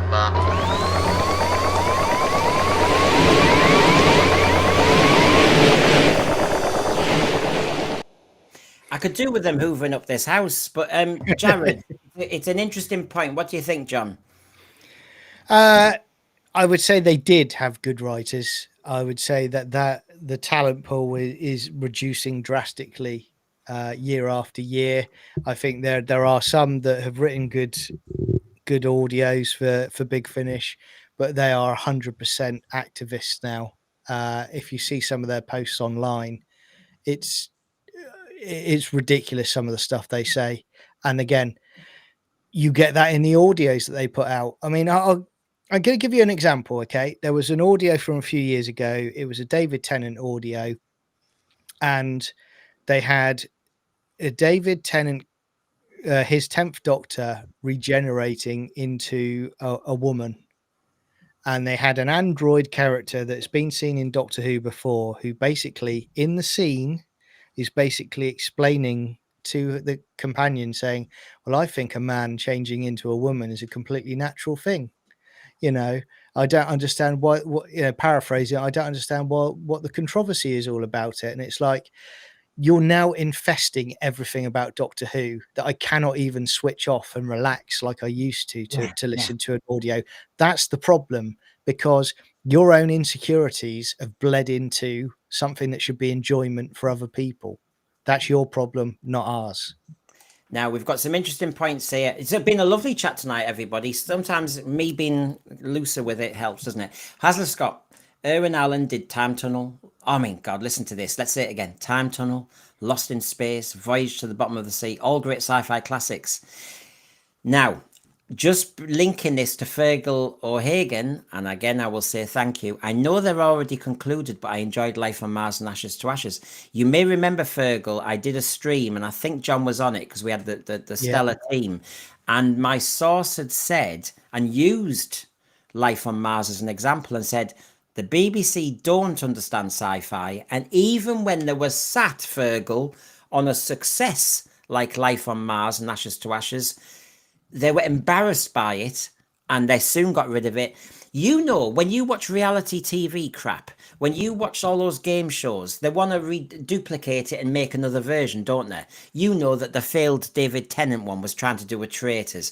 They all try and duplicate because they see success and they want the formula. That's how TV works. They're parasites. Yeah. So why didn't the BBC want to kind of build on their success with Life on Mars and Ashes to Ashes and make more stuff like that? Because they don't like sci-fi, John. Yeah, I think that's right. I think the mindset I am in now, it can go two roads with the BBC or any studio that's doing stuff. They can either go, they don't understand sci-fi, which I agree on, that they go, oh, so why are we going to make more? We don't like sci-fi. Why did we even commission this? There's that side of it. But I also think there's also the other side, which concerns me, where they go, do you know what?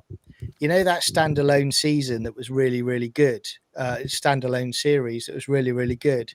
Let's do more of it. Let's do spin-offs left, right and center.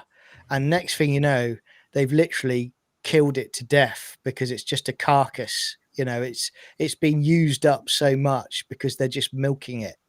That's the other problem you have with these IPs. I don't trust the decision makers at the BBC one way or the other now. That's the problem. And there's loads of questions coming from the thread. It's fascinating. This now, Fergal, you know I can only say thank you in one way, and I won't do a repeat now. But you might kill me for this, but this is my version of saying thank you. Here we go.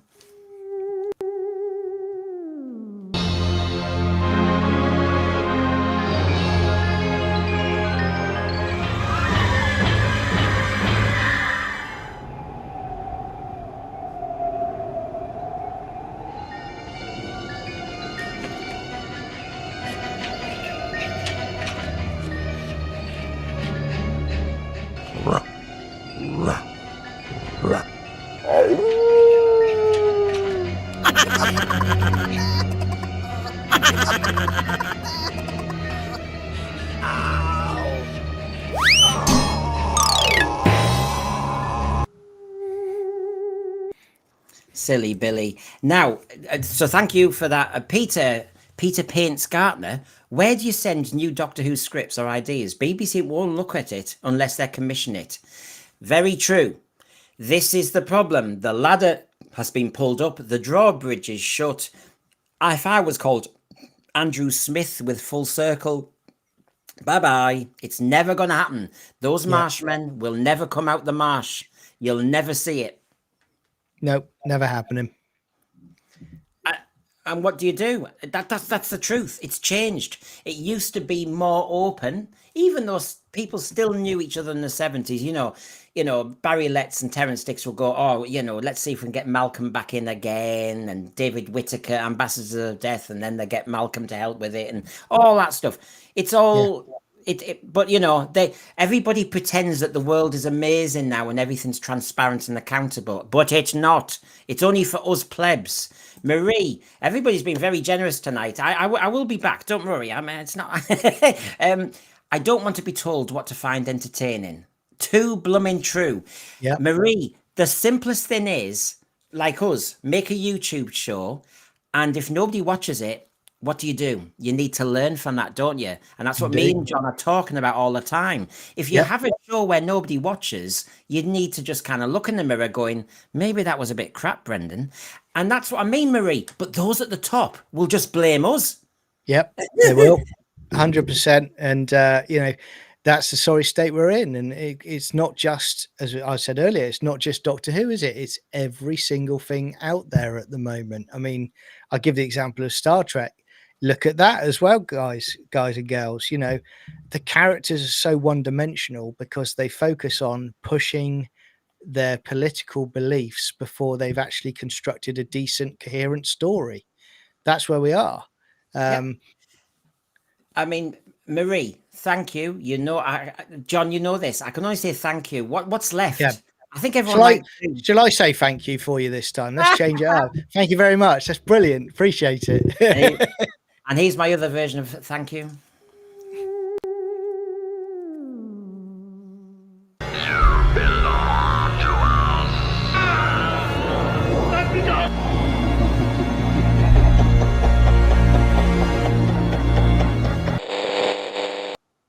Oh, just give me the power. I'd love it. Wouldn't we all? I mean, that's what the dream as a Doctor Who fan is, to have the power. Now, there's a lot of love for Ashes to Ashes and Life on Mars. And you're giving me ideas. I might have to diversify to talk about that. See if it's great. See if John beats me to it. Chris Chatfield, the BBC did Quartermaster and Moonbase 3 off the back of Barry Letts for the latter. So their side allegiance is up and down. And Dave the Triffids and the Tripods. Chris, I know we can all have arguments and kind of theories. They're not watertight all the time, I know. But I do think the playing field has changed fundamentally to what it was in the 60s, 70s and 80s. It really has.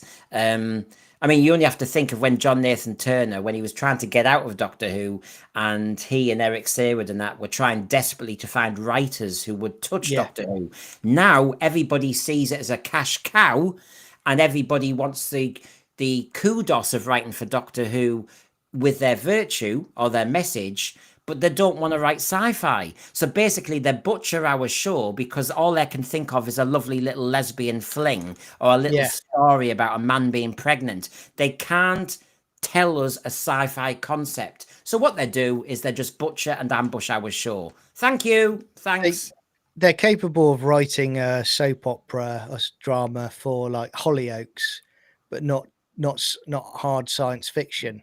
And that's part of the problem as well, isn't it? Because they get brought in, they go, oh, okay, well, it works for us in our current iteration of Doctor Who because we have a lot of soap opera nonsense in there. But if you want to do proper sci-fi, you imagine these writers would never have got signed on to do any classic Doctor Who stories, would they? No. So we've gallivanted around 2 hours there. I always appreciate because John is busy. He does work. As you know, I'm just horizontal nowadays. All I do is it's me and the Who pets. Sorry, don't spread any rumors, you lot, and nothing to do with the source at all. As you know, he's my gimp. So John, Sci-Fi Chronicles 79. What you're up to? Yeah, so I'm doing a Stargate SG1 watch parties on Sunday evenings. So in the UK it's at 8:30. In the US it's 12:30 PST, and it's great fun. We watch them all together in our Discord server that you get the link to, and then we basically all chat along in the live chat, which is great fun. Some other things are coming. I'm doing some Star Trek Strange New Worlds solo reviews, just me talking to you guys face to face, and it's turning me to whiskey. It really is. It's that painful. And there's a series that I'm watching for the first time that I'm adoring at the moment called Supernatural. So I am going to be doing some stuff on Supernatural in the upcoming weeks as well. So great stuff. If you fancy checking it out, be good to see you. But thanks again, Brendan. It's been an absolute joy tonight. Appreciate it. We have been talking just before everybody disappears. Yeah. We talked about doing a deep dive on season 19, Peter Davison's first season. Now, I am still in negotiation with John about possibly Friday, but it's not confirmed yet, is it, John? No, but we will be doing it. We will be doing it. It will be fun. And when we were talking earlier about just going back to the joy of Doctor Who, in wilderness years, that is the classic example of what we'll be doing.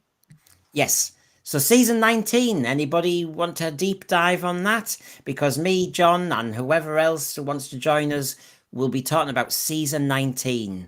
The whole lot of it. And we're not going to get bogged down like Mr. Teacher Brendan here, bit by bit by bit. It's not like a review. It's just us saying, what were you doing at the time? What did it feel like to you? And join us. As you know, we've done 3 deep dives, season 12, 13 and 17. And we fancied a bit of Davison next, season 19. So please look out for that. There'll be a little one tomorrow with poor Dan and Dwayne, the detoxers. They also had their input on Big Finish. So I'll put a little short out tomorrow, and look out for my one about the combo with Strange New Worlds. John, thank you again. You've been stellar. Thank you, Thread. You've been amazingly generous and full of life. Yeah, I did say Doctor Who was dead, but I tell you what, the Thread is not. So thank you, everybody. See you all again. Good night. Take care.